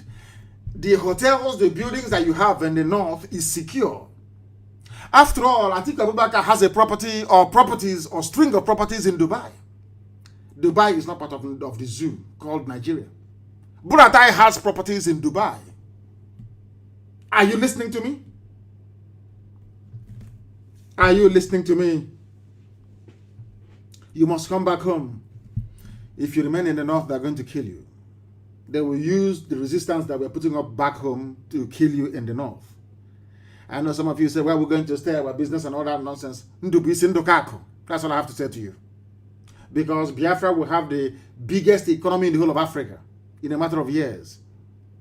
Come back home. If you stay in the north, they're going to kill you and use us as the reason why they did it. That's what they want to do. Can't you see that's what their governors are planning? To start killing people in the north. They say after all, Fulanis are being killed in the south. They won't tell you that these are Fulani, bandits, terrorists, murderers, rapists, and killers. They won't tell you that. They say Fulanis are being killed. And BBC is there, don't forget. BBC is there to carry this news for them. Don't forget that British government will be there, as always, to go to UN and tell them that, oh, Fulanis are suffering. Hey, they are suffering. They are being killed. That's what Britain is going to do. If you don't know, let me tell you. So be very, very careful. Yoruba made a broadcast on Wednesday where he urged leaders to exercise firm action. Firm action means stop Yoruba youths from agitating for Fulanis to leave. Stop ESN from doing what they're doing. That's what they mean by firm action.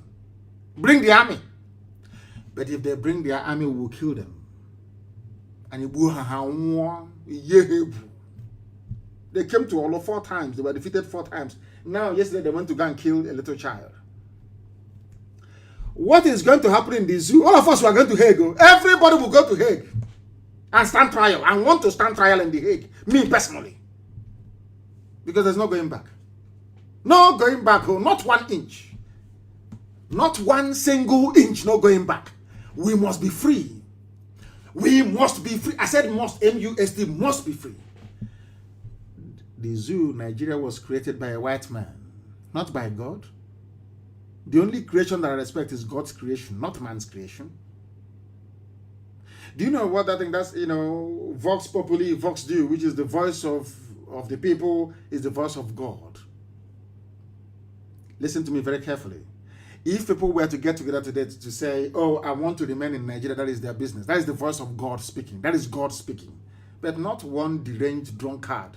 They brought him back from Hong Kong, sent him to West Africa to stop the eastern advance of the French. That's all. And Badagry. And I ended up in Nigeria. That's an abomination. Some of you black people, you don't have any shame. As blacks, we have no shame. There is no shame in us. But I have a little bit of shame left. No Betu that can create a country for me is impossible. Only the people can. And that is why we are doing what we are doing.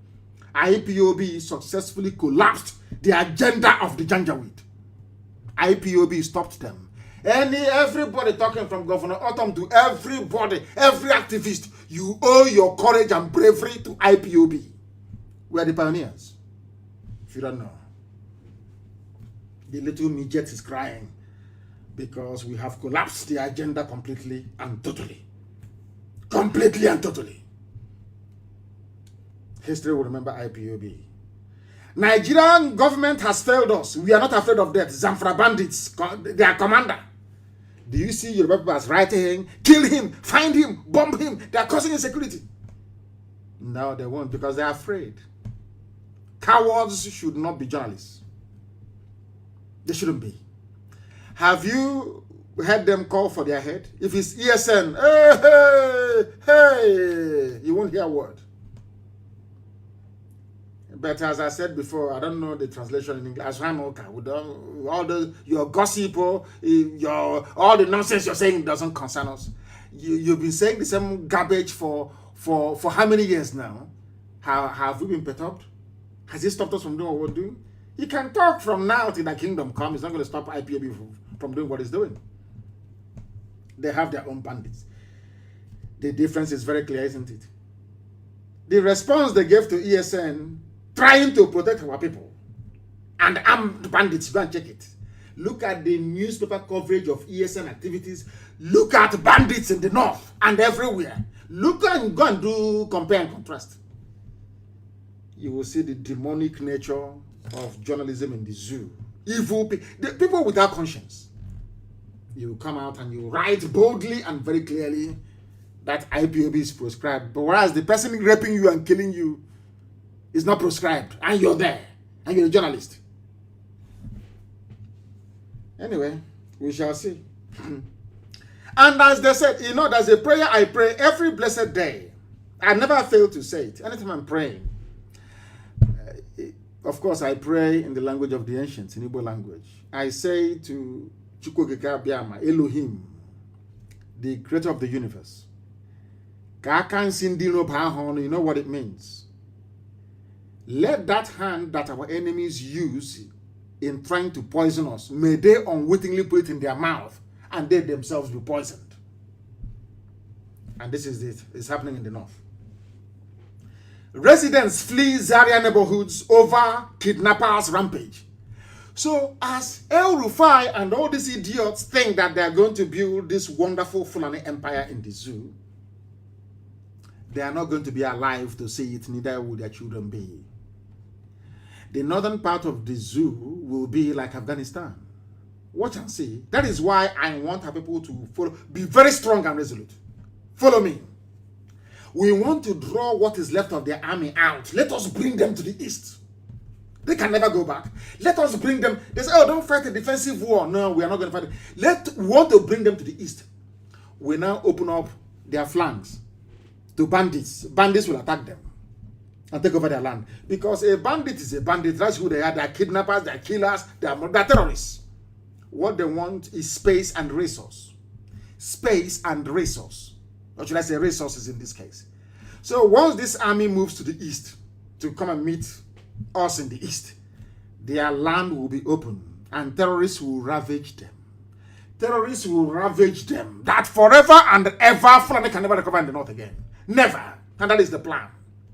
So when I tell you that there is a method in our madness, please believe you me. We will not go out to meet them in their land. We will draw them to come. And then we'll swallow them up.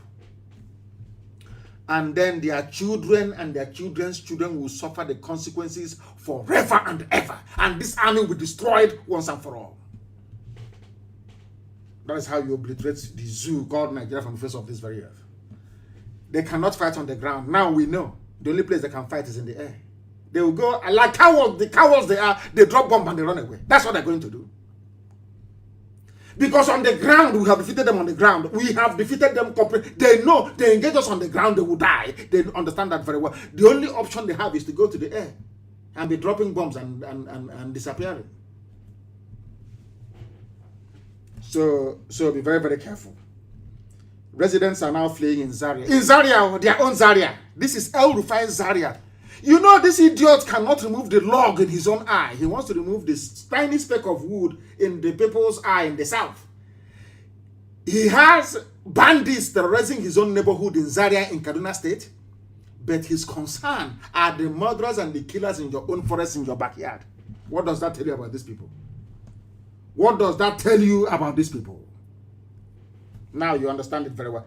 This is my simple prayer. God, that thing that they did was do it to them. Today, look at them. In the ancient city of Zaria, there are rising cases of violent abductions of residents. They brought killers to come and kill us in the south and take over our land. Now the killers are taking their lives in Zaria, in Katsina. What they brought upon themselves, all because they wanted power, all because they wanted to answer an heir to the rightful heir to the throne of Othman Danfodio. That's all.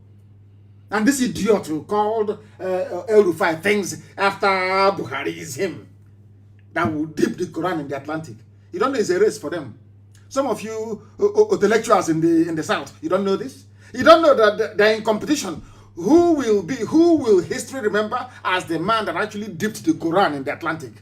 That's the race they're all running, if you don't know. That is why they will never ever condemn banditry. That is why they will never ever rise up to condemn what the atrocious behavior of Fulani headsmen, because they want to conquer you. If you like, believe. If you like, do not believe. That is the reason why I keep wondering what type of zoo Nigeria are people in. If you're not allowed to perform as VP, please go. Bakare is telling Osibaju, in a place where you have a constitution, you have law, you have, supposedly, you have law. You are begging. Everything is beg. If you're not allowed to perform, a whole vice president, come back. And in Abia State, look at the stupidity of the South. In Abia State, we pay every headsman, we pay headsmen 100,000 naira for every cow they killed. Why? Because it was the so-called Fulani presidency that put them in power, all of them. And it's Mieti Allah. So if you kill any of our cattle, even if we are grazing illegally, or even if the person heading the cattle, is found to have raped a woman, please take 100,000. That's what they're doing in Abia State. Now, okay, see, the people were killed at National High School in Aba. The clip is there on Al Jazeera. You ordered because you are the chief security of the state. Now I realize you people have been lying to us. When you ask all these Eastern governors, they say, no, we don't have any powers. We don't have any powers. Yes, you do. Why is it that in your state, in Ondo, how come that the army hasn't gone there to shoot people, to shoot Yoruba youths dead? Because the governors haven't actually invited them. That goes to show that it was you people that asked the army to come to National High School in Aba to kill us. It was you people that asked the army to come to Mpo to kill us. And well, of course, we know what Wike is up to in Iguacha. Now, do you understand it? Do you understand it very well? You are paying Fulani headsmen that are raping our mothers 100,000. Obiano is paying them 500,000. And you want respect. Of course, a few days ago, Ibasu started to speak as if he's a human being. I don't know where he got the courage from. I don't know where. Maybe ESN, he has seen ESN working, so he knows he's protected. And he wants to talk like a human being.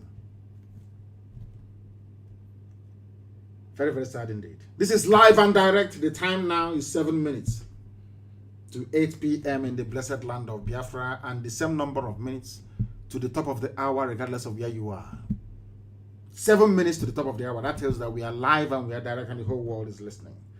The Nigerian army executed our people. They said they gave them a reprieve. They didn't actually execute them. We want them to produce the 6 boys so they can say something to the world, so that we can know that they are alive. We need to know that they are alive. Please, very, very important, because nobody in their right senses, can believe anything that comes out of the mouth of the Zoological Republic, especially their army. There is one fool called MC Asuzu. He said he's a lecturer somewhere. He's a modern day version of Obabiasika, the same University of Ibadan. That's where they groom proper Igbo saboteurs. Konkwan is University of Ibadan. That's where they groom them. There is this man at the University of Ibadan. His name is MC Asuzu. He wrote something about keeping Nigeria one. I don't want to go through all the nonsensical garbage the idiot was writing. He claims he's a lecturer, he's a librarian somewhere. He was, as usual, you go online, you copy, you paste, and then you join the grammar with is and by. And therefore, you jumble everything together. You're intellectual. He wrote absolute garbage here. And from the nonsense he's writing, he's trying to tell the world that I want to tell you, he's an Igbo man, no? Igbo, IGBO, Konkwan. He's in the University of Ibadan, the modern day Okwabiasika. You know, I love when people write this disparagingly about me. I love it. I love to read it because it amuses me a lot. And it reminds me that I shouldn't fail. You know, that's why I read it. That's why I love it. It reminds me as to why we cannot fail. That is why you need opposition and criticism. It keeps you on your toes all the time. It makes you conscious and aware of how many people that want you to fail. And when you think about it, you become energized. Now listen. After this man must have finished writing his junk, he's an Igbo man, no? He's complete and useless Igbo man. After writing all his junk, he said, unfortunately, one young man, I am 53 years old, but they call me a young man because my God loved me so much that he made me as handsome as I am. So, of course, some of them are jealous. So, if we cannot say, give you your dues, because of the way you look, we are going to say you're a young boy, and I love it. May I continue to remain young. You see, I don't know why people actually bother themselves. When people say that young man, I claim it. I say, how in the name of the Most High. When you say that small boy, I love it. That is why I look small every year. Despite the fact that I'm 53 years old, I look very, very young. Because you don't know, it's when people say you're small that you look small. You look young. Please don't let people say you're old. Once they say you're old, you start looking like the hotelier. Unfortunately, this man wrote, Asuzu, one young man in the southeast whose section of the country has been considered by the present federal government as the primary and first target of their envisaged national military conquest allows himself to be fooled. The Igbo man writing, I allow myself to be fooled into the asshole of that thinking. He's speaking English. This is what a whole Guardian newspaper published. Guardian of all people allowed such words to be used on the publication. Do you know that this man is an intellectual, so to speak? Intellectual, the Tonkwan, the stinking ones, intellectual in Ibadan. He's writing. So this man is telling us that he doesn't see anything wrong with Fulani in our towns and villages, raping our mothers, building their settlements. He sees nothing wrong. He's in Ibadan. And I don't know why bandits and kidnappers cannot go and catch such a person. And they killed that young prince that came back to his hometown all the way from Atlanta in Georgia, USA. When there are food. His name, find this man for me. MC Asuzu. One complete idiot. He said that we are fooled into thinking that the Fulani want to conquer us. He's an intellectual. At Ibadan. Hey, Igbo, who did this to you people self? This your self-hate. You want your people to be conquered. Who did this thing to you? Who, I'm asking you? Who did this to you? You hate anyway. People who can rise up one morning and decide to use their grandmother for ritual. I mean, what would they do? Very sad indeed. This man went on to say, maybe he's working for Britain. So, he's talking about me. In Guardian newspaper, this is their opinion column.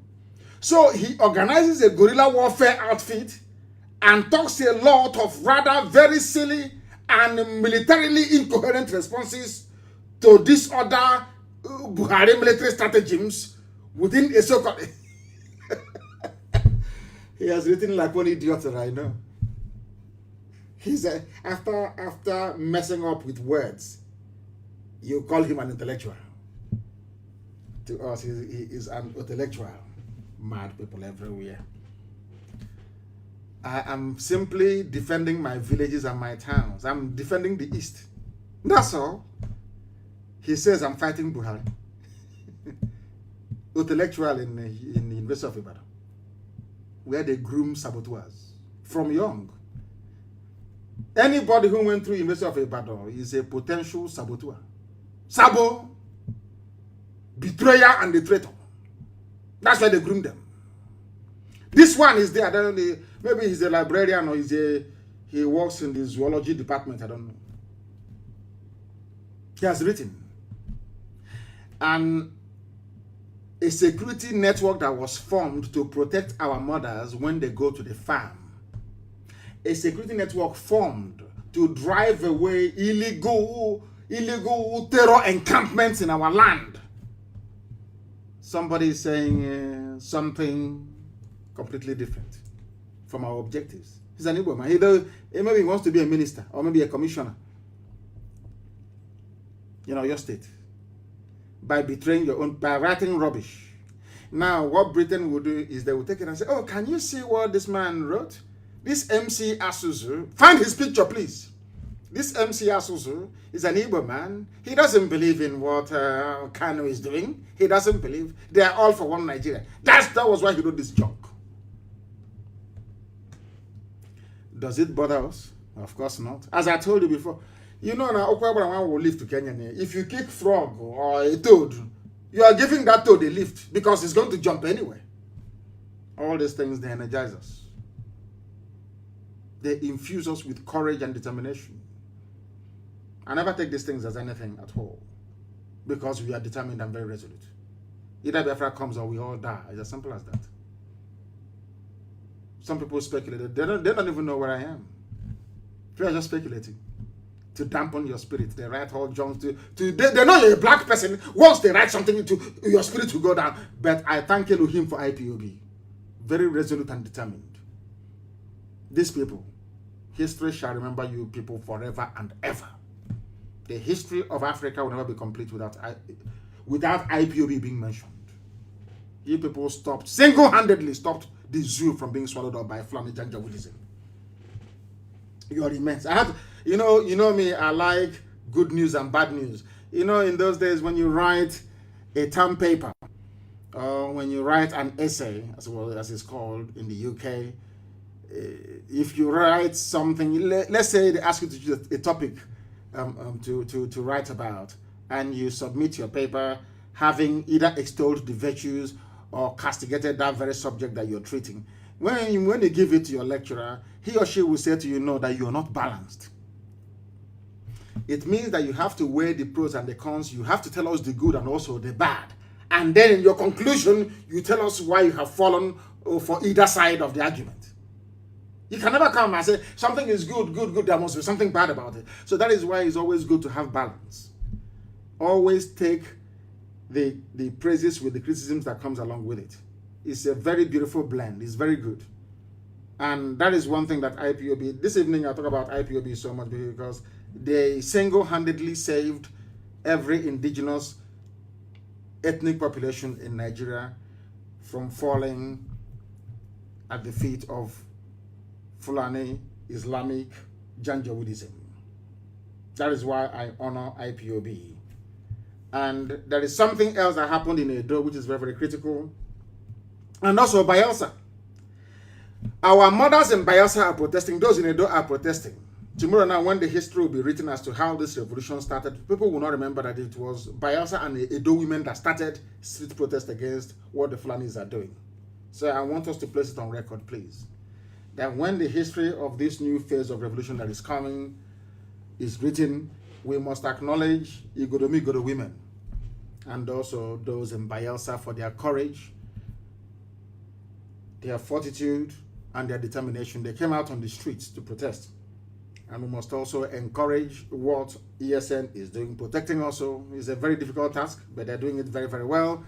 And as we have always known, they will come. The Janjaweed will come with everything. The police, the army, they will try to intimidate. The whole thing will last about 8 months. And then after that, they will give up. We know how they work. We know their psyche. We know their brain.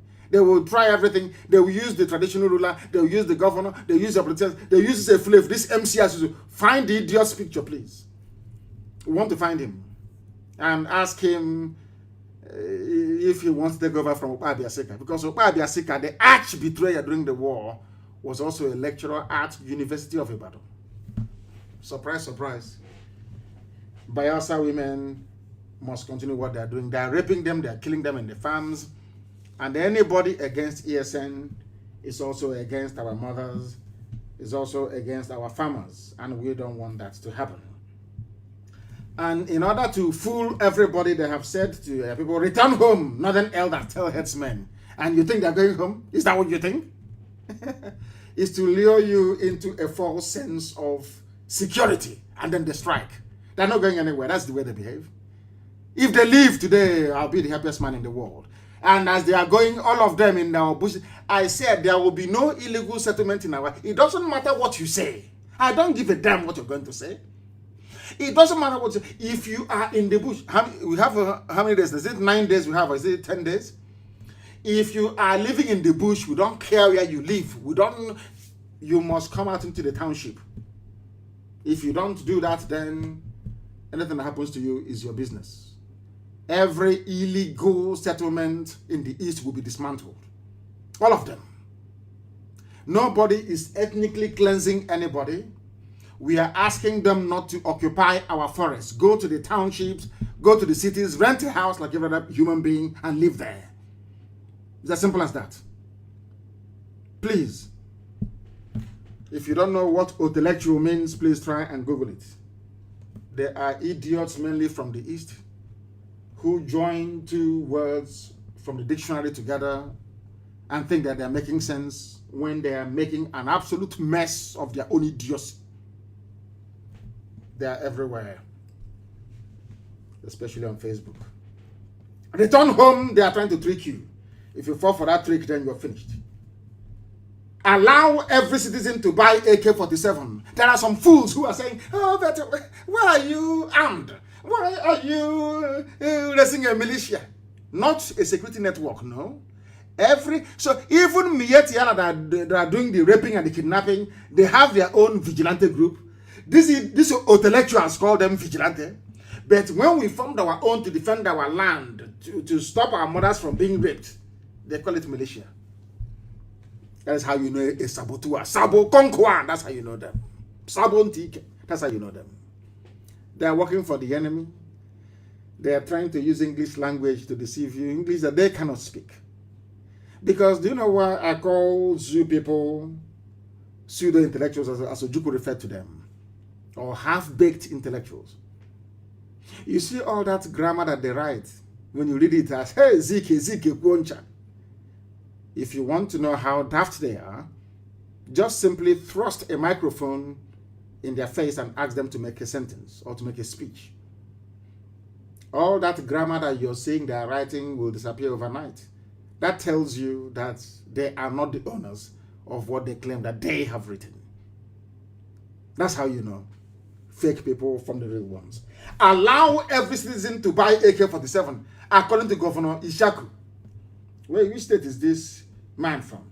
Taraba State Governor Darius Ishaku on Wednesday asked the zoo government of Nigeria, or should I say all of them, the zoo government of the zoo, to allow all citizens to own licensed guns and AK-47 for that matter. What does that tell you? The zoo has fallen.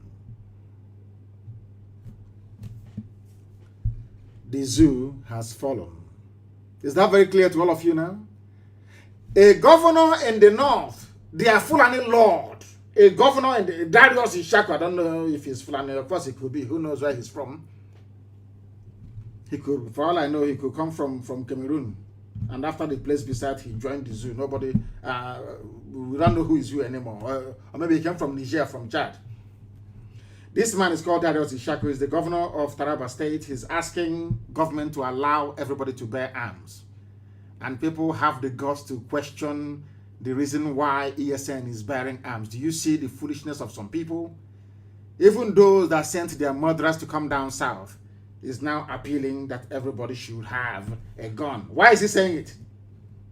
He said that 15 local government chairman in Taraba State paid him a condolence visit following the death of one of his colleagues who was kidnapped and subsequently killed by gunmen. So, Janjaweed in the north, they are begging and pleading for guns to be made available to people to defend themselves. And some idiots are questioning why ESN should be armed. Did you? I can't. Hey, you believe a warrior. Foolishness everywhere. That tells you that the zoo is finished. And there is one thing that I do not like about this. I'm not going to doubt because it's local politics, but I think it's very, very terrible. There is a particular man, he said he's a pastor. He was talking about, anyway, I'm not going to go into it. Let's leave. It's about electioneering, and you don't want to go into it. But there's something that actually amazes me. People ask us, why do you agitate for Biafra? Why do you do what you do and all the rest of it? And I said to my people, all across the board, those from the north and those from central part of Biafra and those from the coastal region, have you ever asked yourself this question before?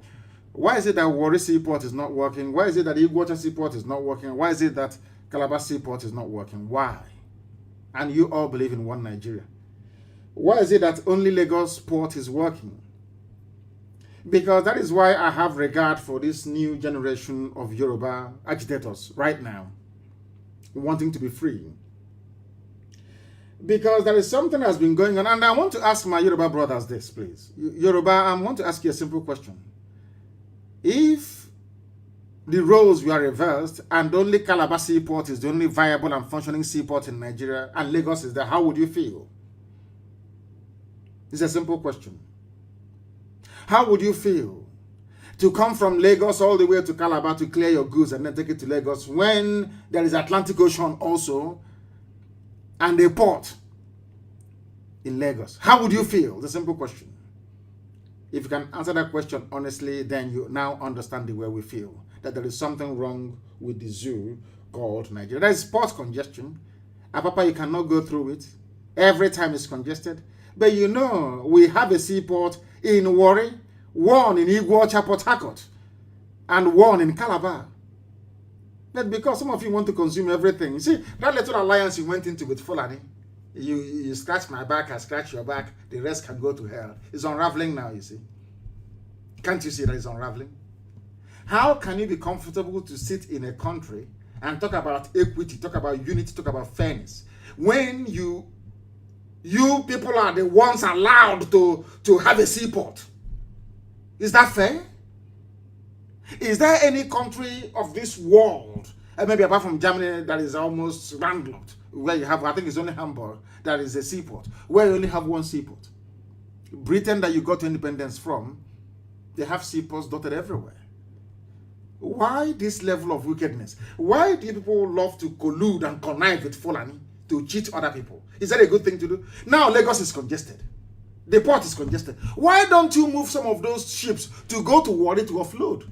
For those who are in Edo, those who are in Delta, to proceed to Iguacha, to Port Harcourt, to offload for the southeast, to proceed all the way to Calabar, to offload for people who are in that part of the world. What is wrong? Why this level of greed? Why, I'm asking. Now the port is congested. Is that a good thing? Do you see why we want to be Biafra? Why we want to be on our own? Because there is a level of insincerity and wickedness in Nigeria which I can't tolerate personally. Why should Lagos be the only viable seaport? Why? Answer that question. And I'm sure you can't answer it. You cannot, can you? And when people from the coastal region of Biafra talk about nonsense about Nigeria and all that rubbish, I pity them. Stupidity of the highest order. Stupidity of the highest order. Nigeria's unity is a joke. A pathetic, wretched joke. Britain, that is supporting you to keep Nigeria one. How many seaports do you have in Britain? Southampton, Liverpool, just name it. It's all, just Google it. It's all over the place. But in order to punish the East, in order to make us prime targets for conquest, everything must go through Lagos. Is that fair? The same ship will offload in Lagos, and the same ship will go to Gabon. Will even go to Cameroon to offload. Will go to Gabon to offload. Why not stop in Calabar or Port Harcourt, Iguacha or Warri? What is wrong with you people? What type of wickedness is this? Is this the type of country that I ask you, if I'm asking my Yoruba brothers, all of them, everybody, will you be happy if the only viable seaport in the whole of Nigeria were to be in Port Harcourt, in Iguacha? Will you be happy? You now come from Lagos to Iguacha to clear your goods. Will you be happy? Supporting evil is not good, you know. It is not a good thing. I'm saying this thing because I love the Yoruba people. I love the Yoruba race. Those that I respect today, they're all Yoruba people. But there is a level of injustice you can't allow to continue. It is evil and it is not good. And that is why we want Biafra. I'm sure that you can understand and relate with that. And somebody said, in continuation of what I'm saying, the insecurity in Nigeria, you should blame the Yoruba people for the emergence of Buhari. It is called political expediency, and I'm very, very happy today that such nonsense will not happen again. That this revolution we are about to embark upon, or we have embarked upon, will continue and survive any effort by Tinubu to try to hijack it for his own purposes. Come 2023, that we stay very strong and very resolute. Remember the generations unborn and do the best we can to ensure that we leave a future for them that everybody will be proud of. A future of freedom, prosperity, progress, camaraderie, togetherness, and oneness, in truth and in every honesty. That's what we want. Nothing more, nothing less. Kazaure, who is he? He gave an interview. He said that the North knew that Buhari was a spent force. He was idiotic Senator Ibrahim Kazaure. The North knew Buhari lacked the capacity for leadership. They knew it. The North knew that he couldn't lead. This is from his own people, Ibrahim Kazaure. Who put Buhari there and today they're killing us, today they're killing Yoruba people? Was those who were foolish enough to follow Tinubu. Here we are now, and everybody is suffering. Everybody is in pain, and everybody is complaining. And that is why we must bring this whole nonsensical zoological republic to an end. Because the more Nigeria lives, the more people are going to die. It is a country of not just wickedness and unbridled thievery. They have taken stealing to a whole new level altogether. None of they don't produce crude oil. They dig up crude oil from the ground. Instead of taking it to the nearby refinery, which is at One, they take it to the ones that I have built in Morocco and in England and in Equatorial Guinea. They refine it there. And the money they used to build all these refineries came from Nigeria, mind you. Let's call it Nigeria. They stole the money from Nigeria. They went out to go and build refineries with it. Now export the same crude oil outside, refine it, bring it back, and pay themselves, what's it called again? What is that thing they call it? Oh my goodness. Is it old age or what? Subsidy. But there are 4 refineries. 4 refineries. 4. And now let me shock you. Those 4 refineries, how much did they cost to maintain for last year? I'm just asking. The total value of output by the refineries for the period under review was 0. But the recorded operating deficit of 5.49 billion naira. The refineries are there, they're not doing anything. But you still paid the Janjaweed managing it 5.49 billion. Now, what happens to crude oil when it comes from Nigeria? They send it abroad to refineries. But meanwhile, they have their own. They refine it. And as the fuel, as the spirit is coming back, you now pay a subsidy on it. Tell me which country on this earth is more idiotic than Nigeria. That's absolutely not. And on that note, we make every assertion, every claim that the only alternative is freedom for all ethnic nationalities trapped in the damnable zoological republic. And for that very reason, there is no other option than freedom. I thank all of you for listening this very day. Next time we're going to get it right. Next time we're going to try as much as possible to also broadcast via Twitter and also Instagram. But I must thank you all for listening. And for those of you who are going to propagate this very message, I wish you all the very best. We are not going anywhere. ESN is not going anywhere. All the propaganda in this world they can bring to bear on our activities, we are not stopping. If they kill us, we are going to kill them. Many of them. I can assure you of that. Anything they want, we give to them. And with all the love in my heart, from me, from here, on this glorious evening, it is good evening.